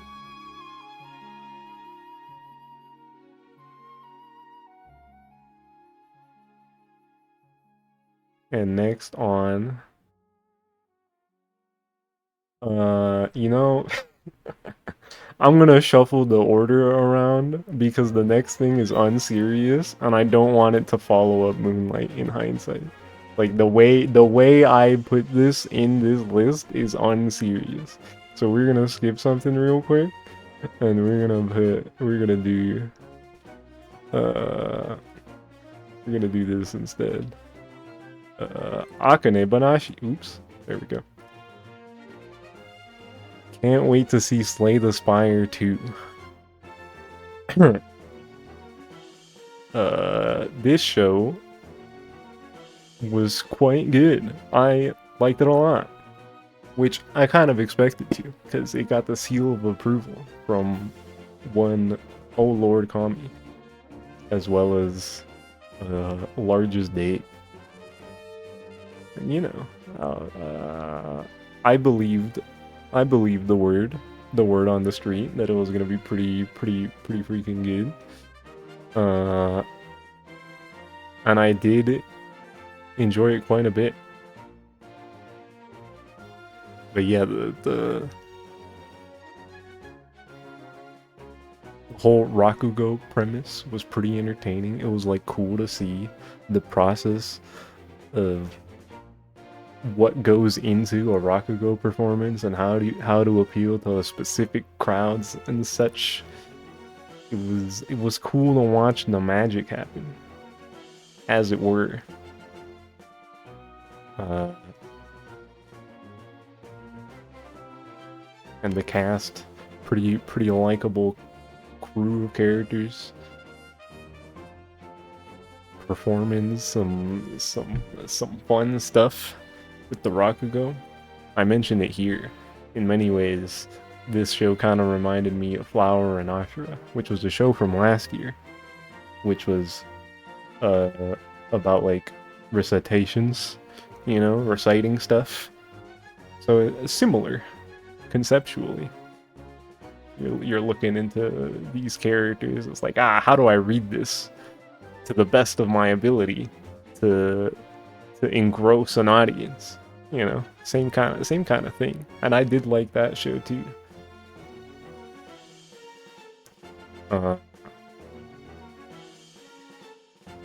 But I do think Akane Banashi was a little. It went a little more into the process in comparison, which I liked about it. The process of the art. But yeah, this show was pretty good.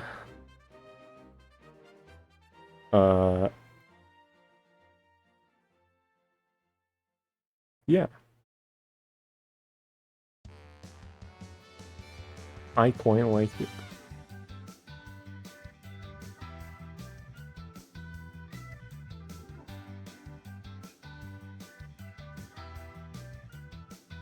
Okay.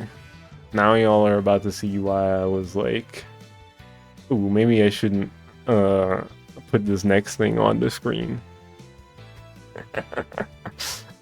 After a serious movie like Moonlight, because I forgot I was being a little unserious when I wrote this and was putting together some images, because the thing that was supposed to be before this was the Amazing Digital Circus, and I used this fucking image because I'm dumb and stupid.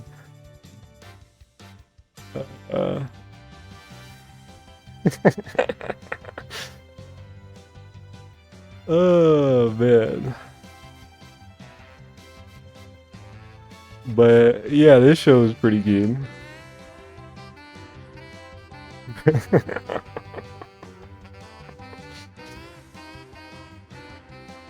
Oh man.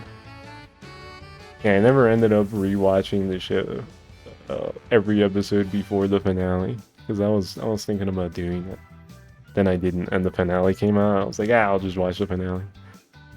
Why did you come back to Kaufmo 6-7? Because this was the image I decided to use in the moment, I suppose. This over Slay the Spire 2 is crazy. Well, that doesn't make sense, because this isn't over anything. I just happened to watch this, and I didn't play Slay the Spire 2, so you're pitting apples against oranges in more ways than one.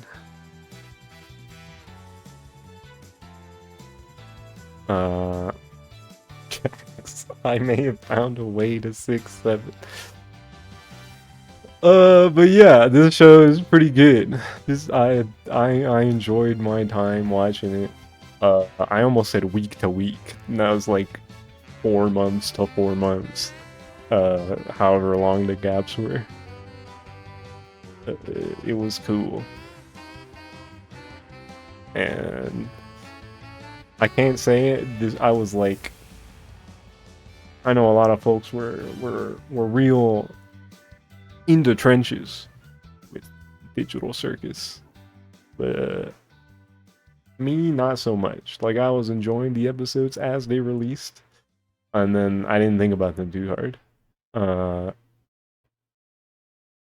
That being said, it was fun to see like people's theories and stuff. People being an observer to the discussions around it between episodes. In a sense, it's kind of like the gaps between Deltarune chapters. The way people were talking about the amazing digital circus and the happenings in this show. And while I wasn't as crazy about it, you know, it was cool following along, seeing people talk about it.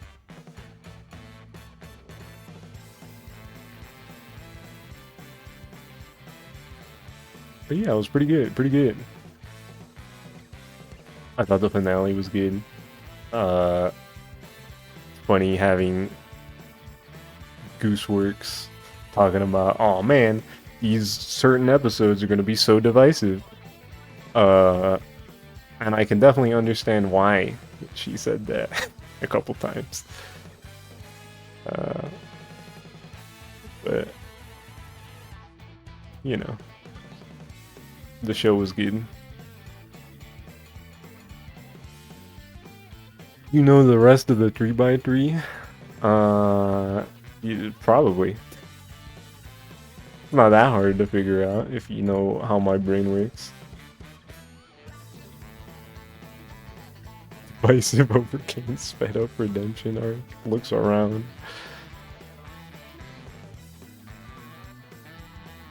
Did I? Yeah, I talked about how like the release, the staggered release is like Delta.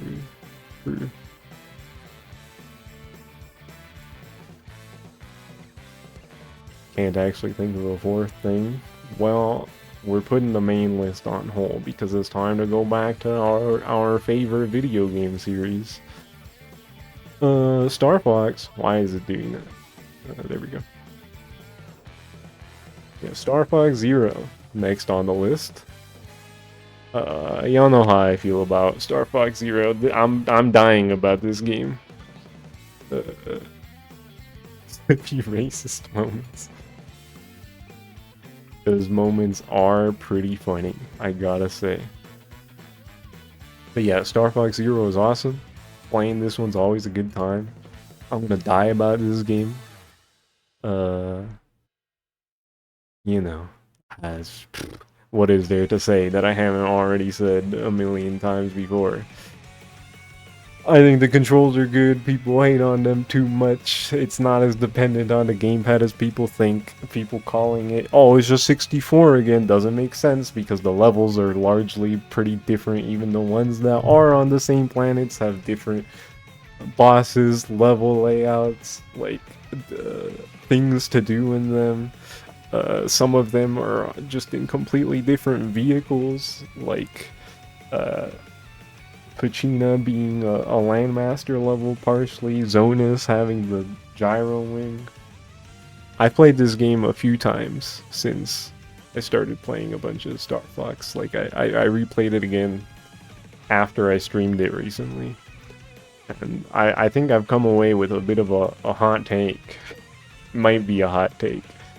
I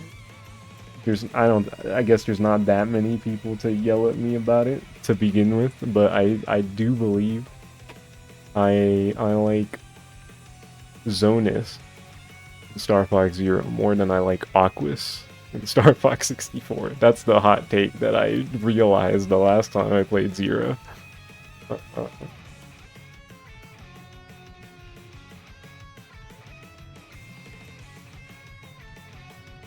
Never understood saying it's another remake. That's like saying every Zelda is a remake because they're using Hyrule. Well, I don't think that's quite the same. Because it's like, part of it is like, oh, they exist in different places in the timeline. They don't happen at the same time. Whereas Zero is a retelling of the Lilat Wars. Calling it a remake, yeah, it doesn't make sense. Given the popular nomenclature of what remake generally means.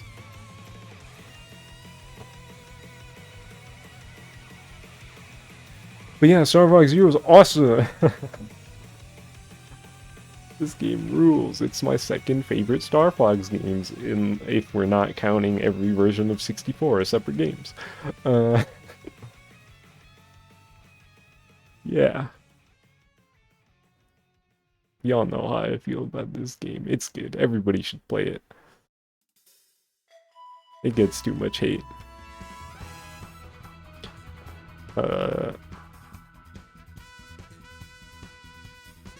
Oh, Cage. Hybrid. Oh, man. Alright, where were we?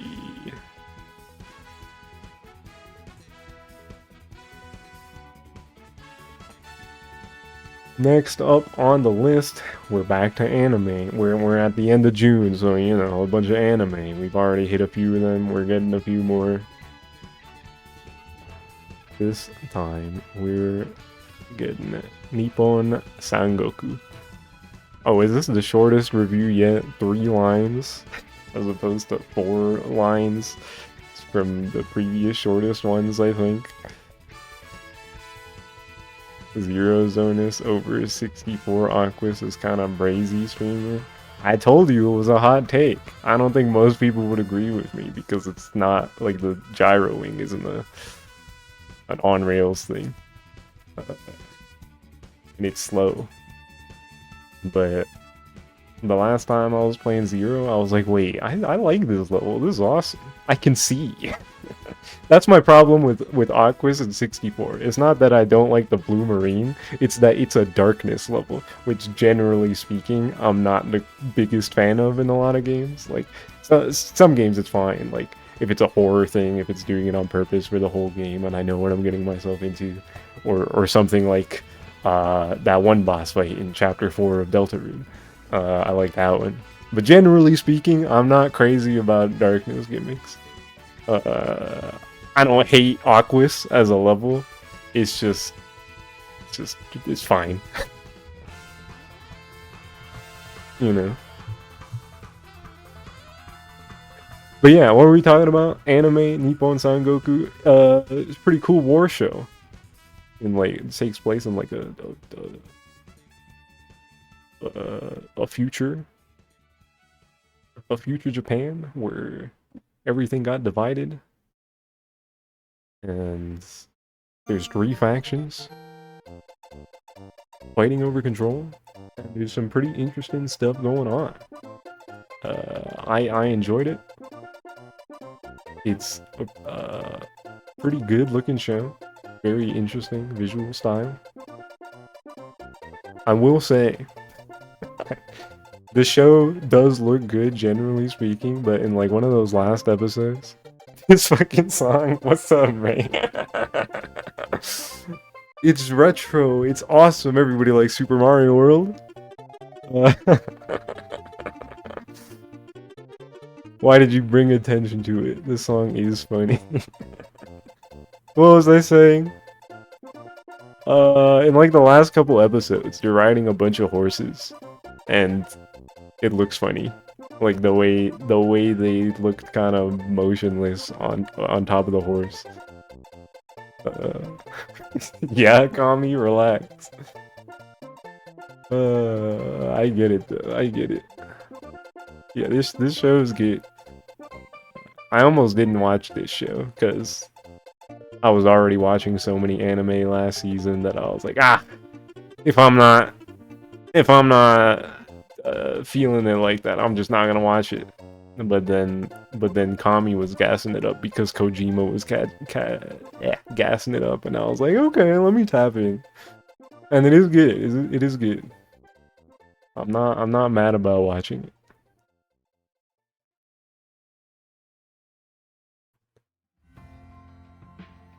If you're interested in a cool war show, this one's pretty good. Did they confirm a season 2? I don't remember. If they did, I'll be there. Kojima was gassing it up? I think so. Right? It was him, right? I think it got brought up in the anime chat many weeks ago, whenever it was. Yes, yeah, yeah. Let me.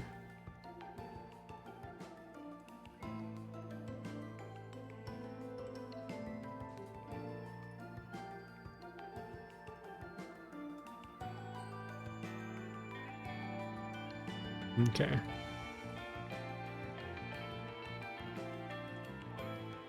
All right.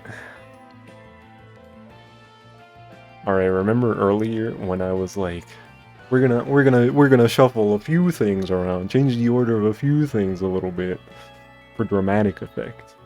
We're at that point in the list. You're gonna see the dates on on these next few things, and y'all might scratch your chin a little bit. Uh, but we are gonna skip around a little. So next on the list is, oops, I did the wrong thing. I'm done. Let me drag this. What am I doing, bro? I forgot how to use the software. If this works how I want it to, thank you. Oh my goodness. Kamina Botan fully blossoms when drunk. Or Botan Kamina. Which is another Yuri on the list. Looks around. Where's Trip for his drinking game? This one was quite good, very good even. Everybody should watch this show, I think. I go into it here. This show, they love their drinks for real. Like when they're talking about she fully blossoms when drunk, they're always drinking in this show. And for me personally, like this is strictly a me thing. I do think there's a bit of a roadblock in my mind that's like, drinking, alcohol. I don't care about that. So that roadblock is preventing this from being like one of the best shows ever to me.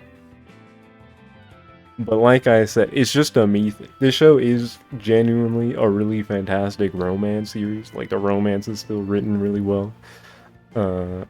It's gorgeous, very consistently. This show looks fantastic all the time.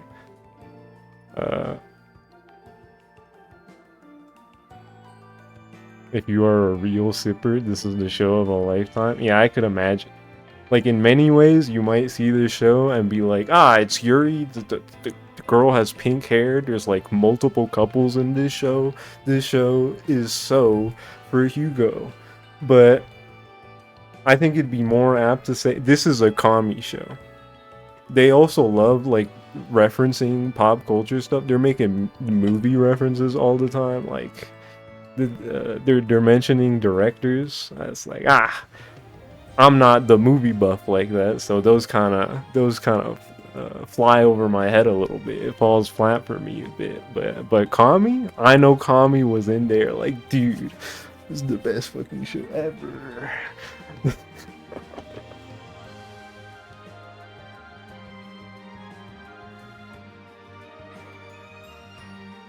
References to niche Taiwanese 90s directors.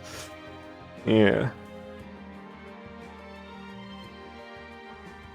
This is for sure a Kami show. But I did enjoy it a lot as well. Very much so. This was one of the shows I was most looking forward to week, because like I said, it is just a very strong romance as well. Like I know my brain is just being dumb when I'm like grr, alcohol, and that it doesn't make the show worse. It's just a me thing. Maybe there's something to be said. It's like, okay, maybe it romanticizes it a little too much, but I don't think it's an issue. The show is very good. It's very good Yuri. And also worth mentioning that, since they're drinking, they gotta be adults. They gotta be old enough. They're college age, so it's nice having a romance that's skewing a little older.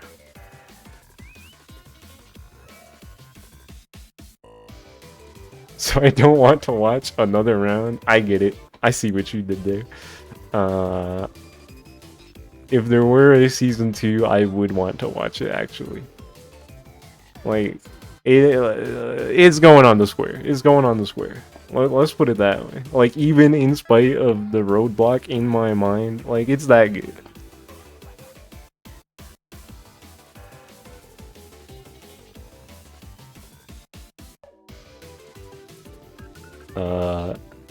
And now we have an inconspicuous column of 3 things in the middle. I wonder what that's for. They need to make a season 2, it just needs to happen. I hope so. More season 2s for Yuri series? Please. Give me more. There's not enough. There's not enough.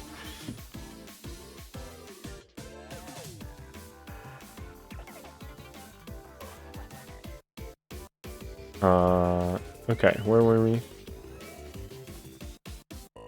We were about to get to our last movie. Is that true? Yeah, okay. Our last movie for the quarter. The real question is, which one is gonna be the center? We'll find out, But first, we got a movie. It's Happy End.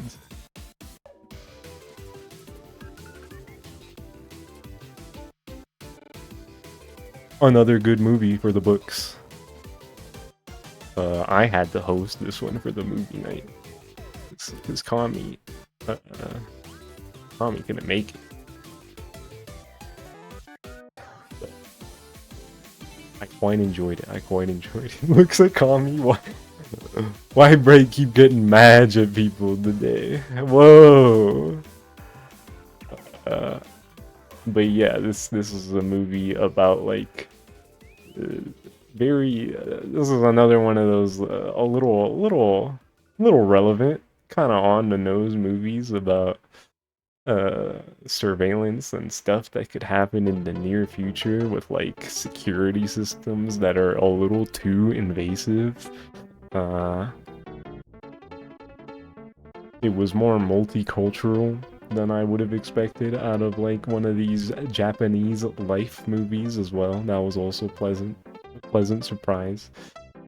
You mean it's alright? Bro, Soup keeps dying in spectacular ways in the chat room today. Oh my goodness. What is going on?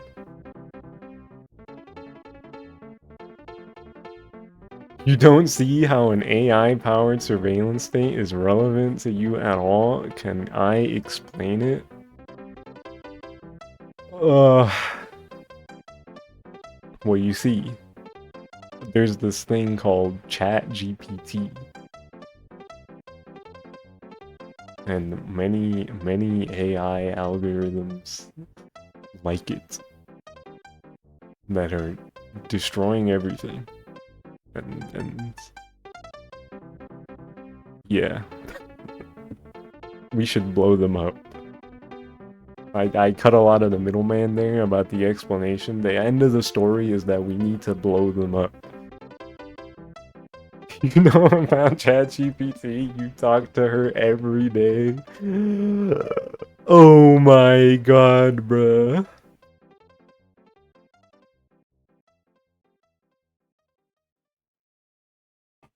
If somebody said that completely unironically in my chat, I think I would have to ban them.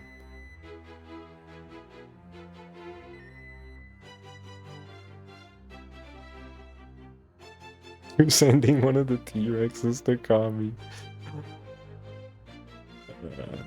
Maybe a ban would only make it worse, because they're like, I can really only talk to ChatGPT. So maybe... those people need to be saved, bro. I don't know how. But it's bleak. It's bleak.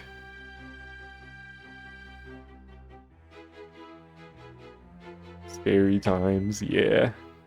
It sure is scary times. But this movie, it was good. It was good. Uh, right?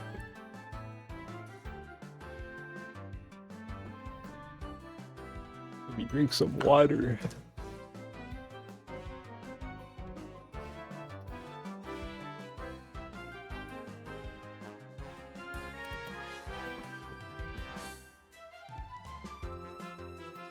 Alright, alright. On to the next thing. We got more anime. This time it's Marriage Toxin. Not in this time. I'm gonna call out Trip for a different reason. I don't think he ever watched any of the show, even though he said he might. But Marriage Toxin is good. This is a remarkably silly show. Let me get that out of the way first. Marriage Toxin is such a funny series because of how ridiculous it is. Because the whole deal is that bro is looking for a marriage partner, a wife specifically, because his sister is about to be forced to have a husband, even though she has a girlfriend. So in order to save Yuri, he's looking for a wife, and it's a battle shonen with like ridiculous ass powers. And it's awesome. This show is really fun. I like this one quite a bit. It's a fun manga. The greatest ally in history. That sounds awesome. It is awesome. I do recommend giving this show a shot. It's really fun. A lot of the characters are pretty gay. Like there's one guy, he hasn't been introduced in the anime yet, but he's like pretty explicitly bi, and the way they go about it is really funny. And just a lot of the characters have some kind of, even if it's not like explicit about it, the series still feels pretty queer, which isn't that surprising when, like I said, the premise hinges on saving Yuri. So like, you know, this show is really fun. Very fun series Marriage Toxin is, and it's a pretty solid anime adaptation too.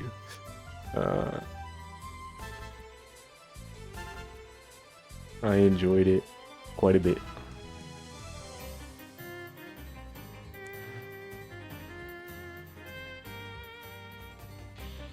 Yeah, shout out Marriage Toxin.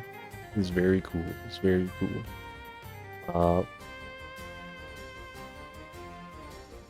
For the record, one thing I've always said, describing this series before, this is the show that I be calling, yo, this is straight yaoi. Which, for reasons I will not disclose, I will not explain at this time. But I promise you, it makes sense.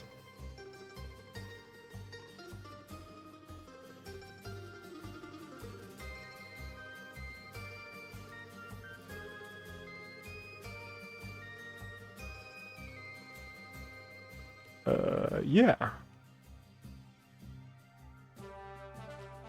Alright. We've got one last game in the Star Fox replay series to go over, and that is that other game that came out at the same time as Star Fox Zero. Did I never add an image to the Star Fox Guard one? Oops. Where's my Star Fox Guard image? I fucked up. Whatever. It's fine. But yeah, Star Fox Guard, it's the tower defense game that came out at the same time as Zero. It was a pack-in if you got it physically. It's a pretty fun little spin-off.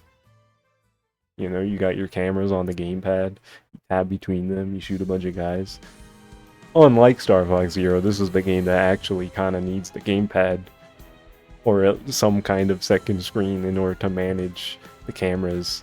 Because the whole point of the game is you're watching the monitors on the TV while actively fiddling with the cameras on the touchscreen in order to aim and shoot and defend your base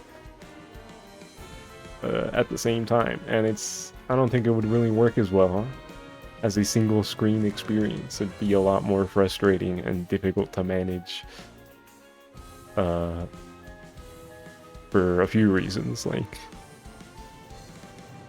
if they made it swappable screens like Zero with the minus button, and you're losing too much information at any given time,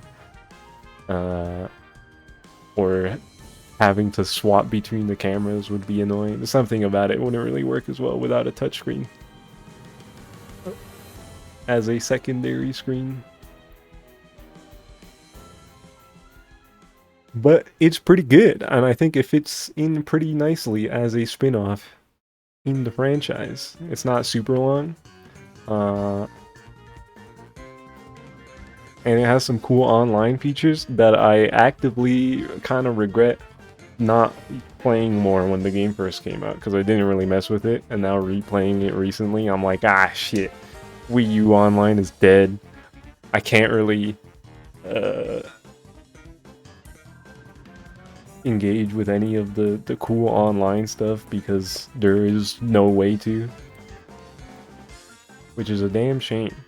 It's annoying for a couple of reasons, because your level in the game, like you have a rank that goes up by just playing the game or playing online, and that's how you unlock a bunch of the bonus levels.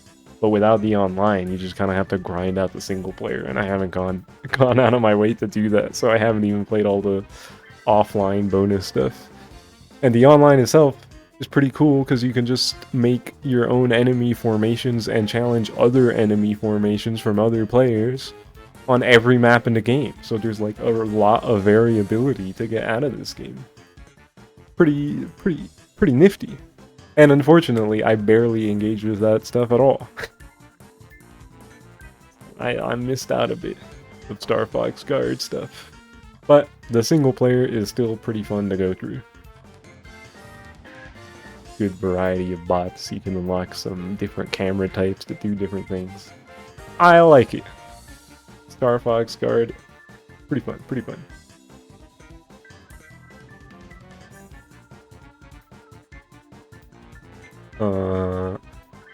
But yeah, that's it for the Star Fox series replay. The games that I booted up in lieu of Fox McCloud being in the Super Mario Galaxy movie, and the rumors surrounding the series at that time.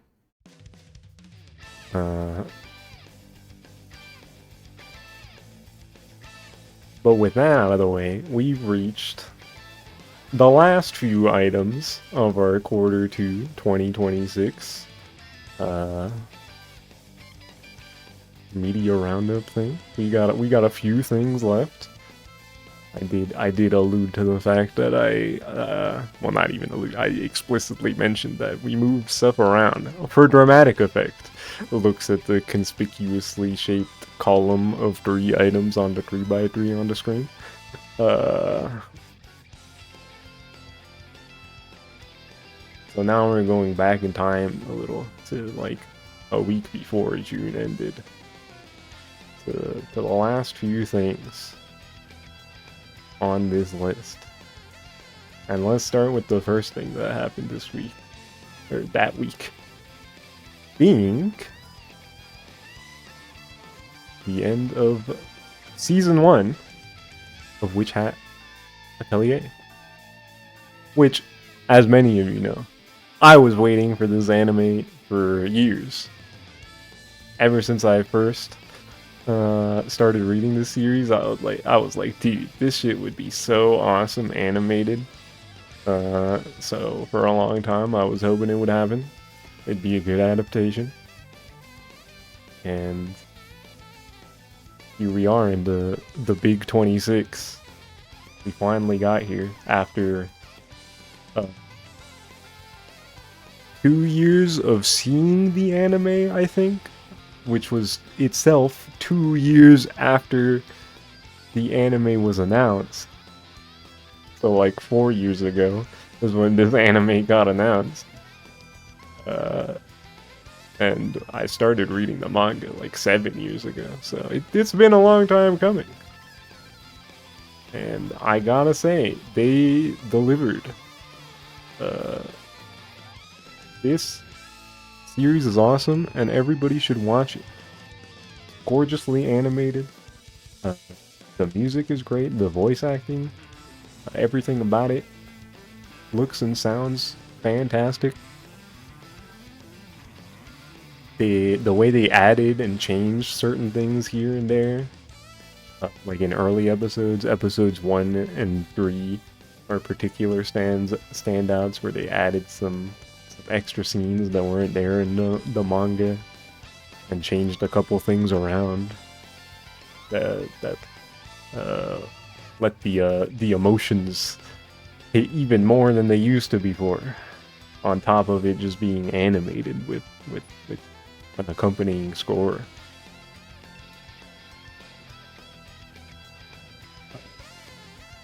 Very pleasantly surprised with this. Yeah, I was pleasantly surprised with certain things, like the extra scenes they added, like I just said, and just how good certain things looked. Yeah, they knocked it out of the park. I also personally feel vindicated, having read this book for years, with these characters sounding European, with different European accents, and in my head they actually went and did that with the English dub, which I was happy about personally, because I wouldn't have been surprised if they did. Like, they just went pretty standard dub voices.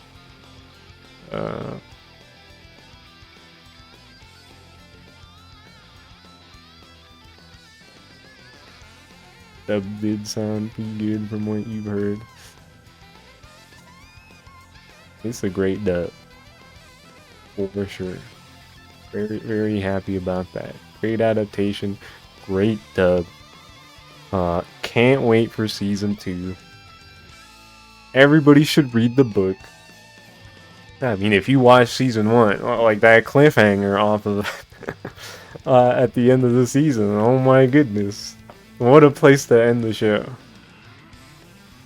Not surprising when they said that it was gonna be a 13 episode thing, one core. But even so, gnarly cliffhanger on that season 1 ending. You would have read if you had those 5 volumes brought to you. So, oh my goodness gracious me. But yeah, fantastic adaptation, and everybody should get into this series. In many ways, the content covered in season 1 is really only scratching the surface of how interesting some of the stuff in that series gets. Ooh, Witch Hat is so peak, bro. Y'all don't even know the half of it. I guess the quarter, or y'all don't even know the 3/4 of it, would be more accurate, because this anime did about a quarter of what's currently out of the manga.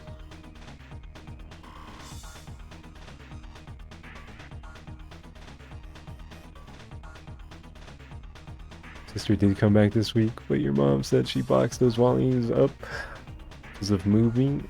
Damn. BG suit.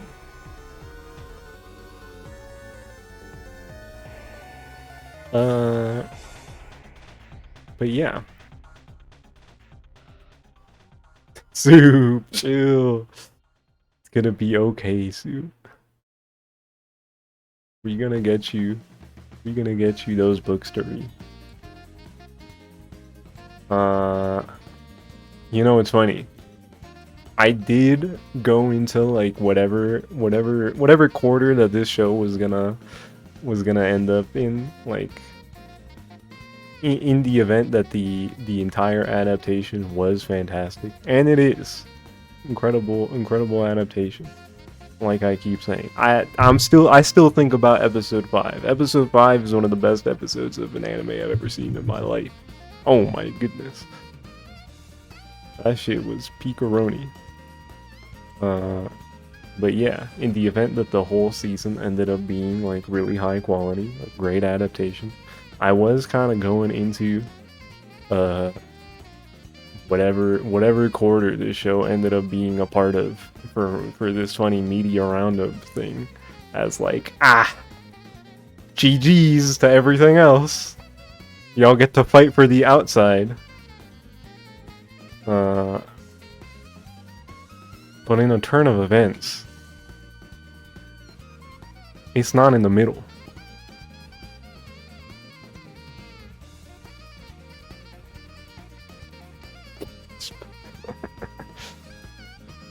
It's crazy how that works out. Yeah, this isn't the only hydrogen bomb that landed on this week of June. As it happened.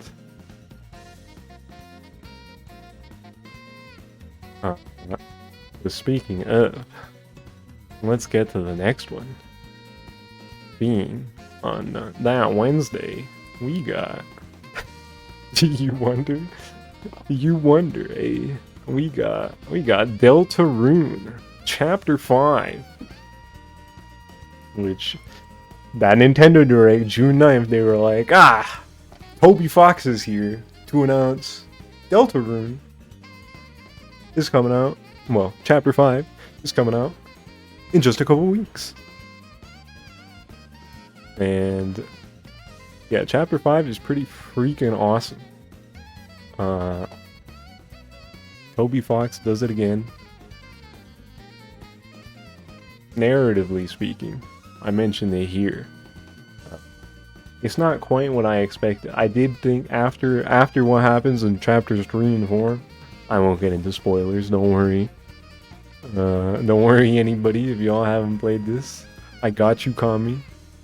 But after what happened in the previous chapters, I was expecting a little more forward motion with the plot after chapter 5, and I think a lot of people did. This seems like the general consensus, like people expected a little more, but regardless, what we got is really good in terms of character moments and just the new characters introduced in this chapter. The writing is really good.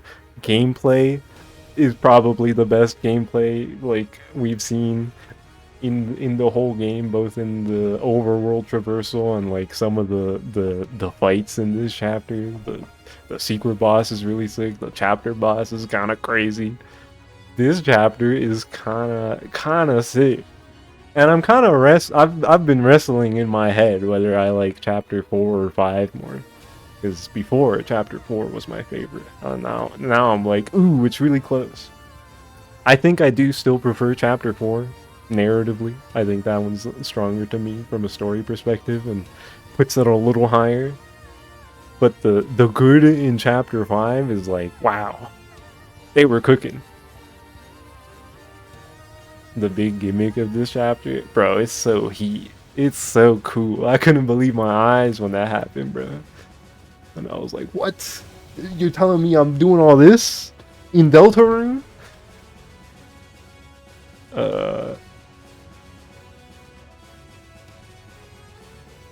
Yeah, definitely, totally understand if this is somebody's favorite chapter, for sure. The music in this chapter is also going crazy. My goodness.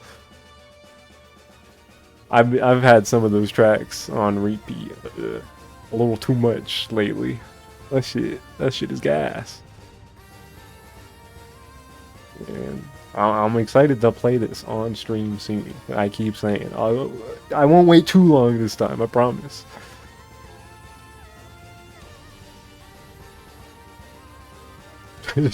Chill, Mike. Chill, Mike.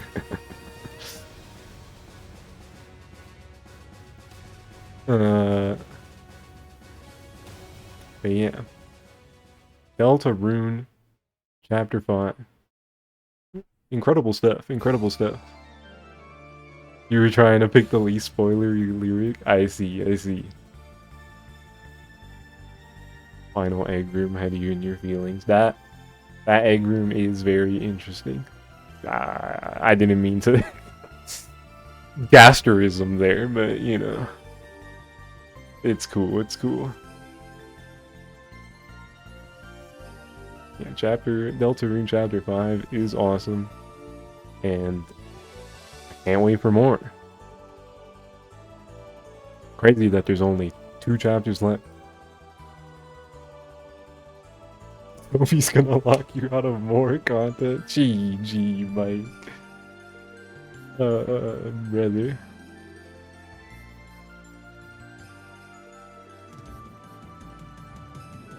But yeah, if you haven't gotten to Deltarune Chapter 5, what are you waiting for? It's peak. It's so good. What is gonna go down in Chapter 6? That's a good question. Oops. Hi, Dolly. I accidentally minimized the window.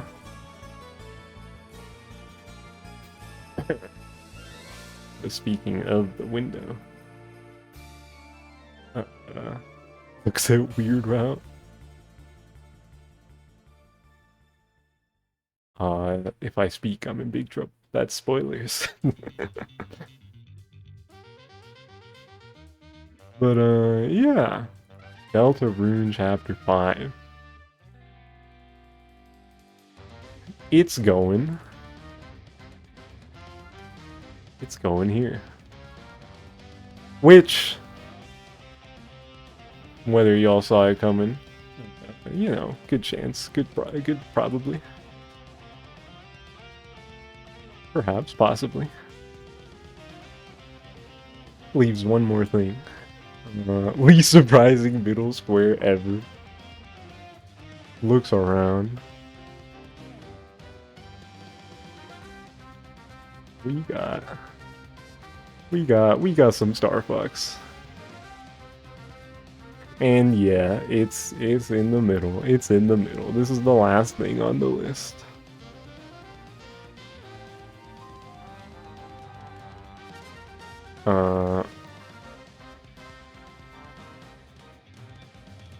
But yeah, Star Fox 2026.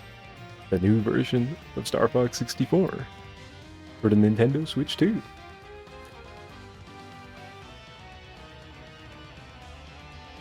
Wait, was Mario Galaxy movie this quarter? You know what? You're so right. I did watch that this quarter. It's not very good. I like the Star Fox stuff that's in the Mario Galaxy movie.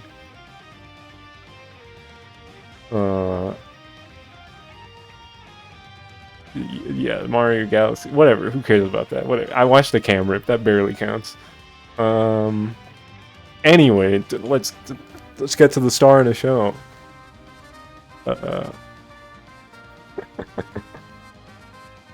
Oh my god, Star Fox 2026. Ultimately, at the end of the day, it is Star Fox 64 again, which, as you all know, probably, it's one of my favorite games of all time. So seeing that it got remade, in some ways, not too surprising, because I talked about it before this game was announced, how, given the series' history, and how it's done sales wise and the reception to the previous games before, it's not surprising that they're doing the Lilat Wars again. I even said at some point, yo, if they just took 64, made it super HD, gave it a cool multiplayer mode that's online, I wouldn't even be mad. And that's what we got. And if that's exactly what we got, I don't think this would have been in the middle square. But what we actually got was probably the best, like the best way they could have remade this game to appeal to me specifically.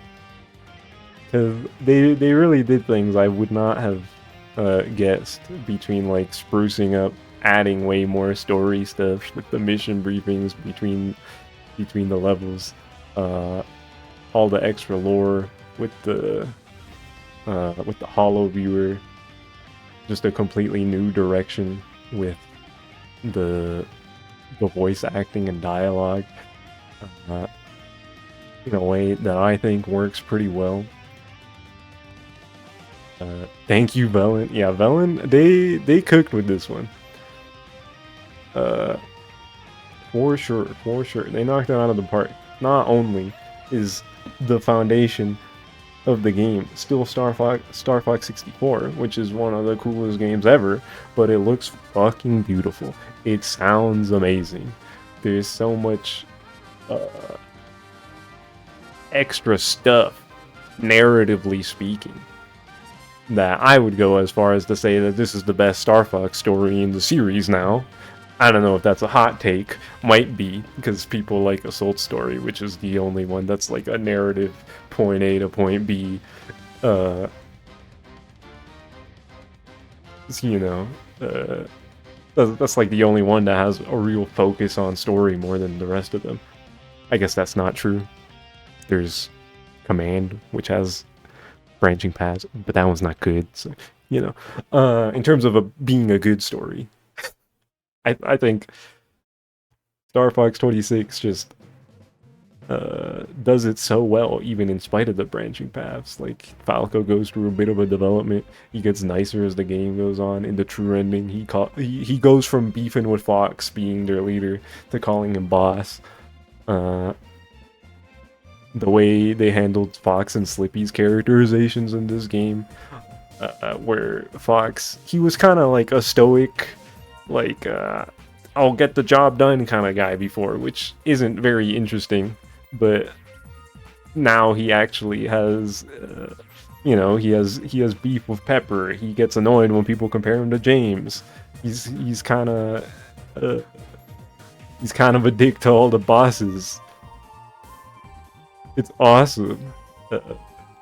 Slippy feels more like the competent tech whiz they always say he is. Your rage bait got full parried by my unbridled joy for Star Fox. I did see it, don't you worry. I'm looking at the chat, but I'm in too deep on my gushing about how good everything about Star Fox 26 is. They really did the damn thing. Like, let me actually look at the chat.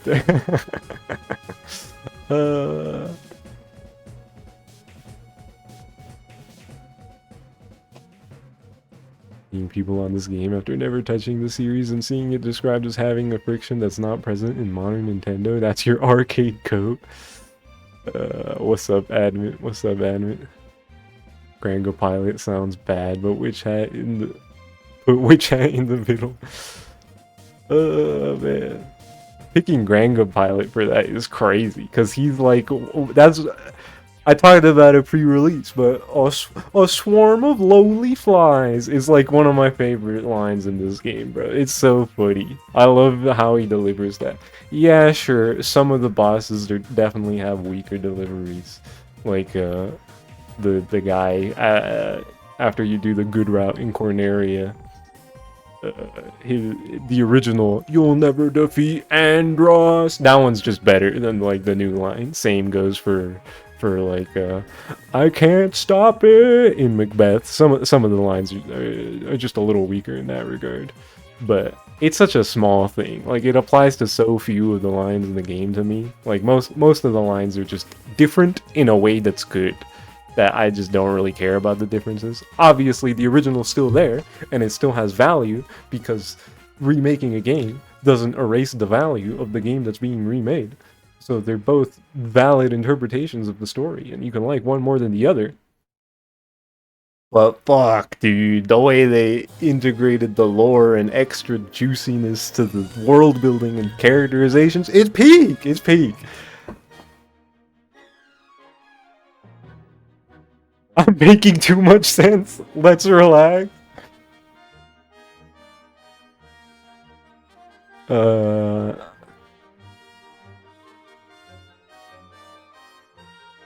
I mentioned it earlier. I think I'm gonna actually put the Star Fox reviews specifically on backlogged, because look how much I read.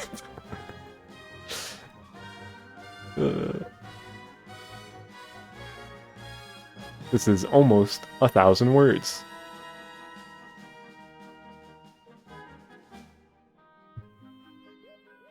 And this paragraph here is like where I'm like, yeah, there's a few things that are kind of like, I got hung up. Like, this is where Mike thinking I hated this game came from. Because I was like, the Landmaster feels a little different. The game's a little easier. Like, it's stuff that's small and not a big deal at the end of the day, but in the moment while I was playing it, I was like, but it's not the same as the original in a way that's kind of annoying. Like, where's my leaderboard for the my leaderboard for my campaign runs, or even a leaderboard that's online, or that I can compare my runs with friends would be nice. That'd be cool. That'd be cool to have. But everything else is me being like, holy shit, dude, this is the best remake ever. Bro. Oh my god. Nepo baby Andrew is the funniest shit in the world. I can't believe I'm mad I didn't get the one line in Fuchina where Wolf is like, cover Andrew. You guys know where the money comes from. That line is so good. That shit is peak, bro. And Andrew, the neck brace, if you beat them up on Pacina and then go to Venom 2. It's awesome. It's awesome. Everything about this game was engineered to make me the happiest Star Fox fan alive. Even if this isn't the game that I necessarily wanted to see. I've talked about it before. Personally speaking, I would have liked to see a sequel to Star Fox Zero. Uncle Andros line being directed to sound like he's about to cry. So good. That's true, that's true. Shout out to Saru Marine, captain in Zonus. They really leaned into him being a pirate. The way he says Star Fox when he dies.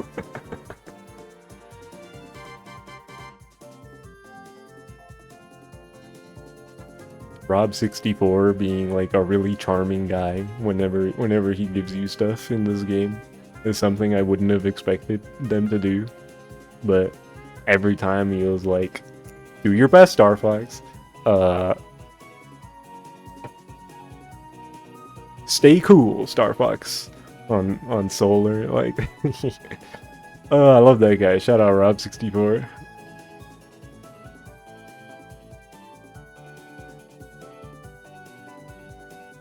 You love this game's Leon, he's so Randall coded. Yeah, Leon is fun. They're all fun. You weren't feeling Rob until you played Venom 1 and you started riffing. Yeah, that bit's good.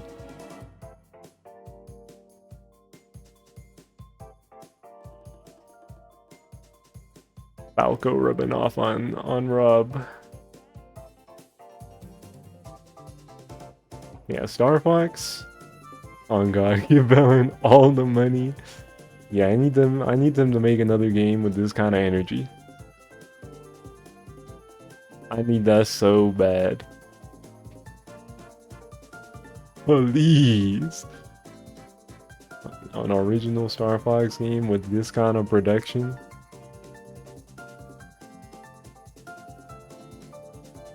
That shit would be the greatest thing ever.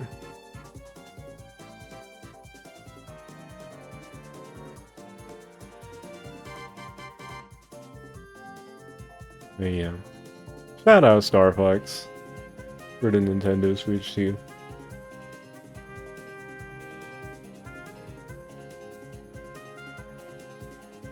It really... I was thinking about it. Because Bill should have popped off. That's your friend. Shut up, Bill. Bill's that guy. Because I was thinking about this 3x3 beforehand. And it's really not fair. Like, even in the sense that there were 3 hydrogen bombs in this middle column. Like, one of those hydrogen bombs, it just wasn't a fair competition for the other two. Because on the one hand, there's 2 things about it, right? One of them is that the Witch Hat anime and Deltarune Chapter 5 are like parts of a whole. Like Chapter 5, it's just Chapter 5. It's not the whole game. Like, come back in a few years when the whole game is out. Maybe there will be a different discussion on the table. Maybe Deltarune will change my entire life with the next 2 chapters, also factoring in the entire rest of the game before. But we're just talking about Chapter 5 here. So in that sense, it's like, you know, a complete remake of one of my favorite games versus a single chapter of the game. And the Witch Hat anime is kind of the same thing. It's only adapting like 24 or so. I forget how many chapters exactly. The first 4 volumes of the series. It's not like the entire thing. There's still so much stuff later in the manga that's fantastic. Some of my favorite stuff in that book that hasn't happened yet.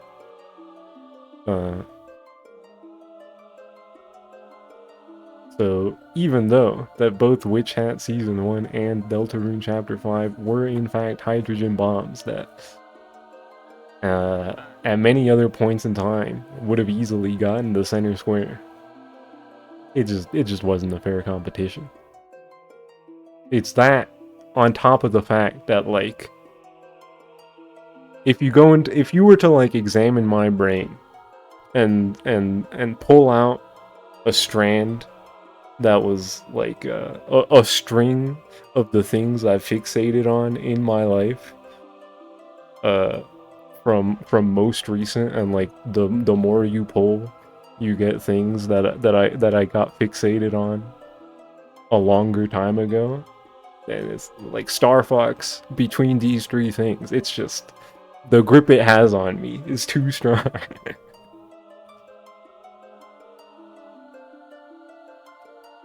Like, these 2, Witch Hat Season 1 and Deltarune Chapter 5, were going up against like 16 or so-ish, give or take, years of nostalgia.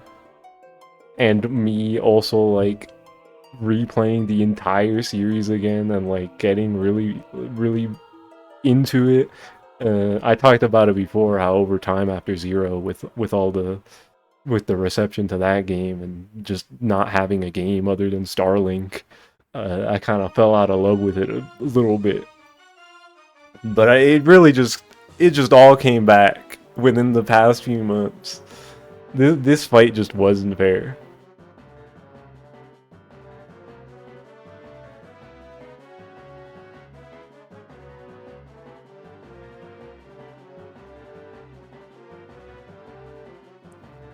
I mentioned it earlier this stream. If you look at my Blue Sky, like click the replies tab and just look at my posts of me talking about stuff. at the end of March or beginning of April, I was like, dude, the Witch Hat anime is about to start. I'm gonna be so annoying about it. And then all my posts are like about Star Fox. So I was just playing Star Fox, uh, hoping for the new game, and then they announced the new game, and I was like, dude, it looks so cool. It looks awesome. I made that thread about Cat's design because people were being really weird about Cat.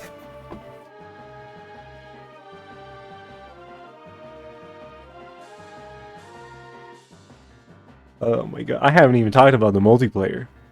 The multiplayer is really good. It's basically what I wanted out of Star Fox multiplayer ever since I first played Star Fox 64. So even in that sense, it's like, wow, this is exactly what I wanted. It's a 4v4 dogfighting thing where it's Star Fox versus Star Wolf, which are some of the coolest parts in the Star Fox games to me. They made it a thing that you can finally do. You can queue up with friends, you can get a bunch of friends and do private lobbies. There's a bunch of settings. Obviously, more maps would be nice. I do think the multiplayer is a little bare for what it is. But at its core, it's really fun, and I would love for them to make a sequel that expands on it. The challenge is also a fun new way to play the levels with different mindsets than I've ever had before. There's like a power-up in Sector X. One of the challenges is to find the secret power up in a hidden corridor in Sector X, and I think I might have seen that before, but I definitely forgot about it. I was like, what are you talking about? Like I was basically rediscovering stuff about the game through the challenges that I didn't know about.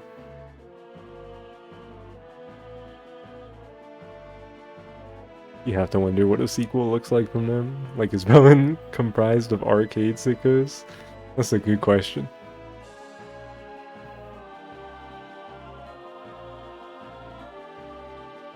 Yeah, I don't know. I wonder if they would do, like, if it were a Velen game specifically, if they would still do the branching story thing, or maybe just do a more linear story progression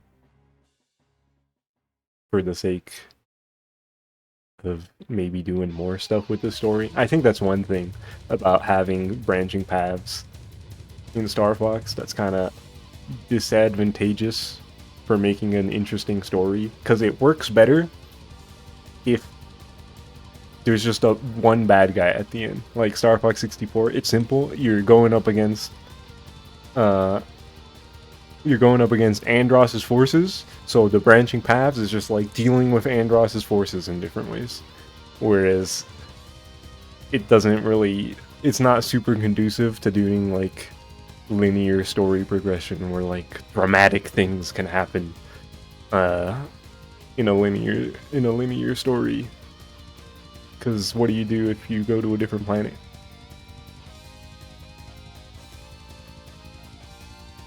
In theory, it's possible. Star Fox 64 did it pretty well, and this expanded version of it also expands on it in a pretty great way. Like I said earlier, I think this is the strongest story in the series now because of all the additional context, characterizations, changes. Would be curious to see how they handled a sequel.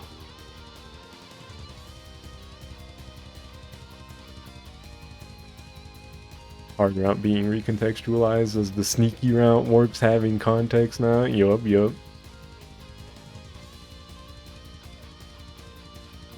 One thing that is kind of annoying is I was really curious to see, like, ooh, how are they gonna contextualize going to Titania if Slippy doesn't get smacked down there, and it's just you can't go there. I was like, I was kind of hoping they could come up with something.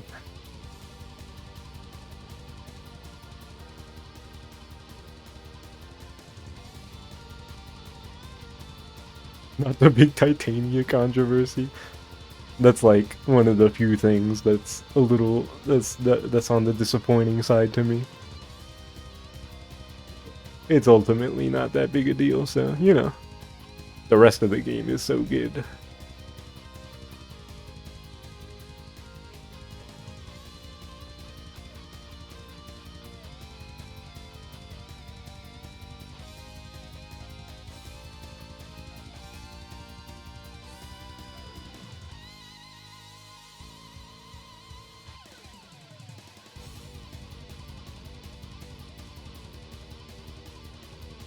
surprising because I feel like a justification could have been made.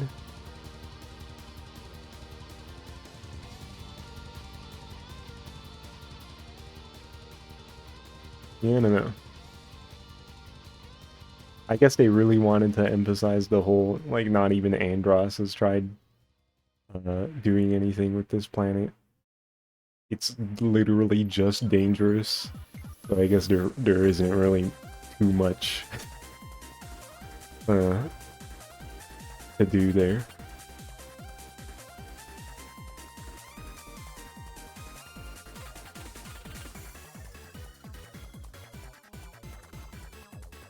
Fox is so angry with Star Wolf lost at Pachina. Yeah, it's awesome. Wait, you only had Pigma appear at Bulls? Bruh.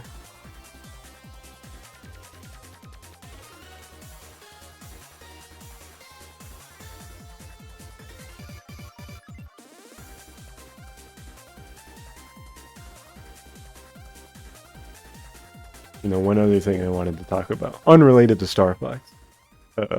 Well, not directly anyway. This is about the 3x3. Because Mike was talking about Star Fox is gonna go in the bottom left corner. GG's the other day. And I know I have historically been like, okay, so the center is the best thing. And then you go to the adjacent squares, are like the next best ones. And then the diagonal squares are like a range outside of that.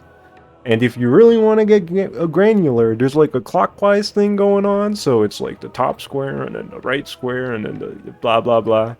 The last couple of these 3x3s, I haven't really been doing that like so explicitly, because you're about to learn a funny way the way my brain works. I might have been doing this longer. I'm not sure. I'd have to look at the last couple before this year. But if you notice, there's a bit of a diagonal symmetry going on with the the categories of things that are on here. Like if you go from the bottom left corner to the top right, we got the 4 games in this corner, in the bottom left corner. We got these 2 anime across from each other. There's the manga in the top right, and then the movies are across from each other. So if you take this diagonal and like folded it, like the mediums would overlap with each other. And I did a similar thing with the last quarter too, where if I... Yeah, there's like this diagonal of 3 games. There's the anime movies right here. There's the 1 live action movie. The 3 movies are right next to each other. 2 anime and the manga in the corner. So I had some funny graphic design is my passion bullshit going on with how I laid these out.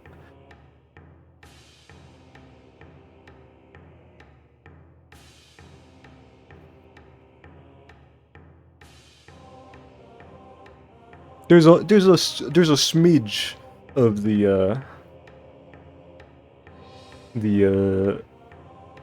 position indicates how much I liked it going on. Like Tamagotchi Life is the one in the corner. I like these 3 games more than Tamagotchi Life. And then I did this column very intentionally with like Deltarune below Star Fox, because Star Fox is in the middle. Witch Hat, they're the ones wearing... I'm capping it off with the pointed hat. The stupid ways my brain works. This is how... That's how I ended up picking where things went. If you really want to get more granular, Deltarune is at the bottom of this column because they're in the Dark World. Yo.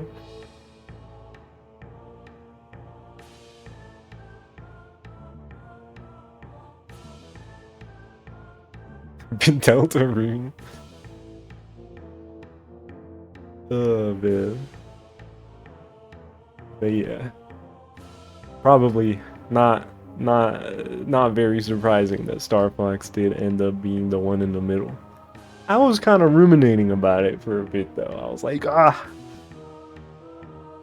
Deltarune was really good, but it's the Witch Hat anime. I've been waiting for specifically that for like 7 years. But like I said, at the end of the day, it just wasn't fair. We had 2 hydrogen bombs and then like the Big Bang release right next to each other.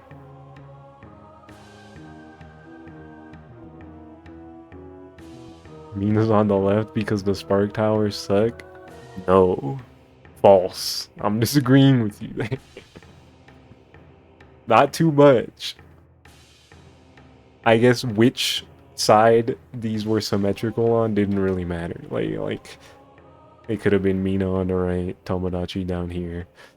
Just flip it, you know? Flip it horizontally. Do I like Star Fox? I think so. It's pretty good.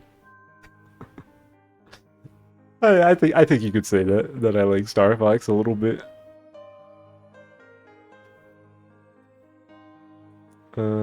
Yeah.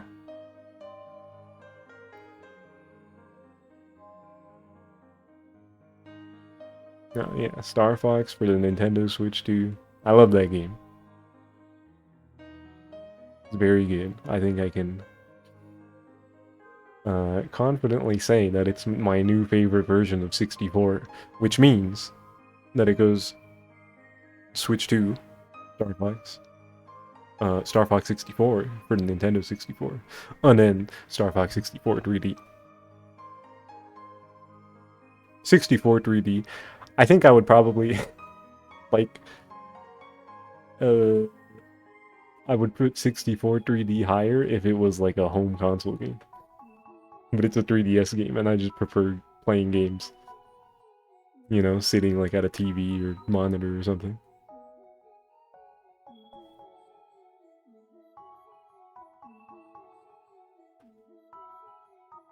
It is very pretty though.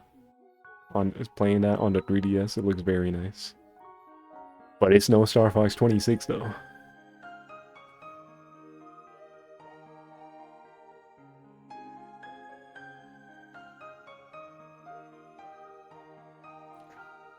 Well, I think that's the stream.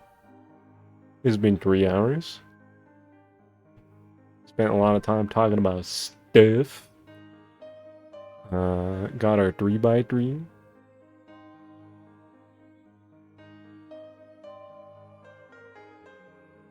Very happy Starbucks' presence in the Switch era is no longer Starlink. Thank God, bro. I think that's like literally what was bringing my vibe down with the series for so long. I was like, oh my god, the last notable Star Fox thing was fucking Starlink. Oh, thank God that's not true anymore.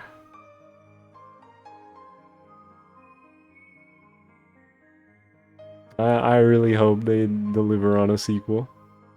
Star Fox needs to play like this. Hey, yeah, we talked about it earlier, but like,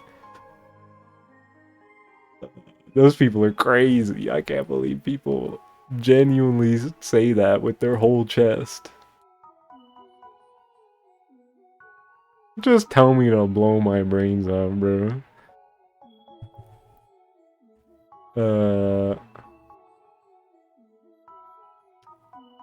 Even if this rumor about this sequel Star Fox game being the adventure one is true, I'm cautiously optimistic that it's not literally like Adventures again. Like it's something closer to Assault or, you know, something more action gun based gameplay heavy. I don't know. I I'm just hopeful that surely it'll be a little closer to what every other game besides Adventures is like. Surely. Surely they learned something.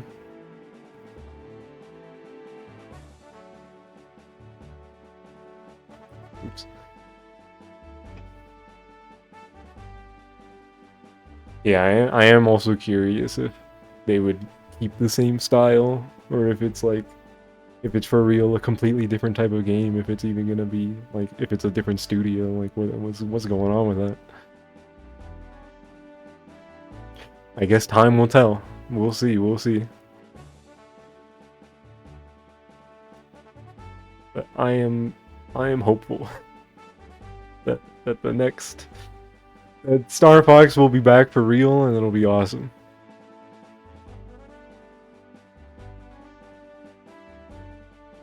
You might have a miniature crash out. They do be changing the art style in like every game. So you know, it happens.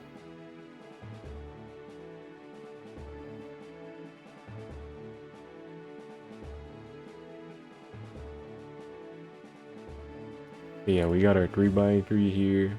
We ended up with, oops, I did the thing again. Hi Mario Tennis. We ended up with Moonlight, Witch Hat, Atelier. Have a great trip after the end credits. Mina the Hollower, Star Fox for the Nintendo Switch 2. Kamina Botan fully blossoms when drunk. Tomodachi Life, Living the Dream. Deltarune Chapter 5. And I, Tanya. Pretty solid quarter. Some big hitters in there. Some big hitters in there. Give you one more game that looks like this. If we go back to Flapping Mouths, your QB. Back to Flapping Mouths would be crazy. Like, even if the style is different, if they're not, like, actually animating their mouth movement to match the dialogue, that would be insane.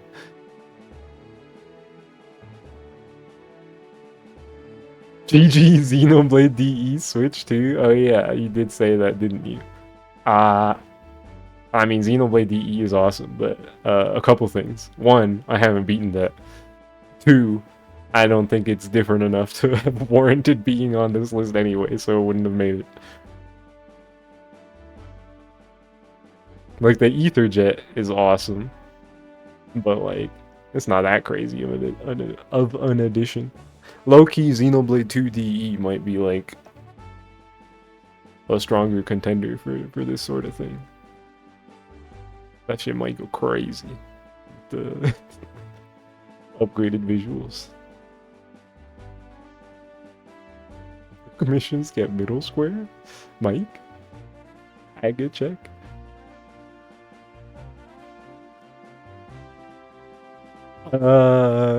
Yeah. That's the stream. Like I said earlier, I'm probably gonna put the Star Fox stuff, all these little Star Fox reviews on backlog, because I actually wrote a bunch for the more than usual. It's like, let me put these somewhere. People can read them.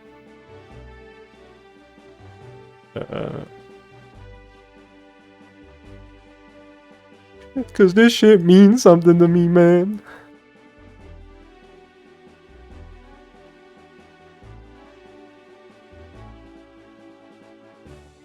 This crazy ass middle column. But that's gonna be the stream.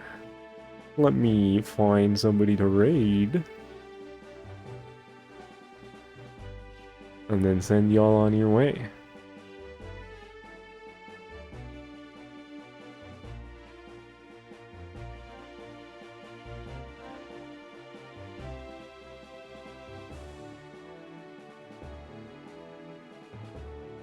Find somebody to raid. Like, it's not just gonna be all reliable.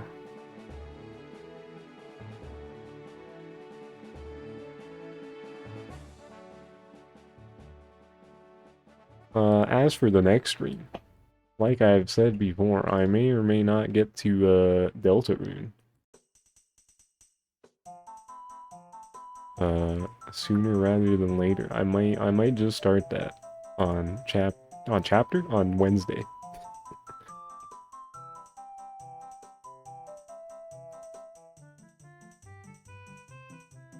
Winter middle column W chapter 6 Christmas Day. Bruh. I do want to get around to streaming Chapter 5.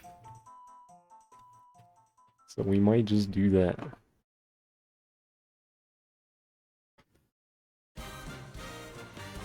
But whatever I end up booting up, it'll be fun. Can I host anime night tomorrow? Yes, I can host anime night tomorrow. I don't know if I'll be able to make that promise in theory if the need arises for the entirety of the season. But I definitely can tomorrow.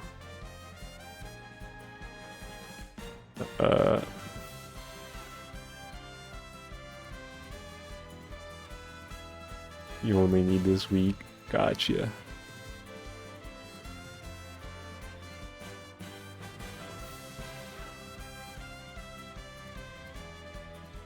Yo, True Soup. Shout out Air Riders OST. Speak. But yeah. Thanks for watching, everybody. See y'all next time. For whatever it is I end up booting up. It could be some Deltarune. So until then, have a good rest of the night. And goodbye, everybody.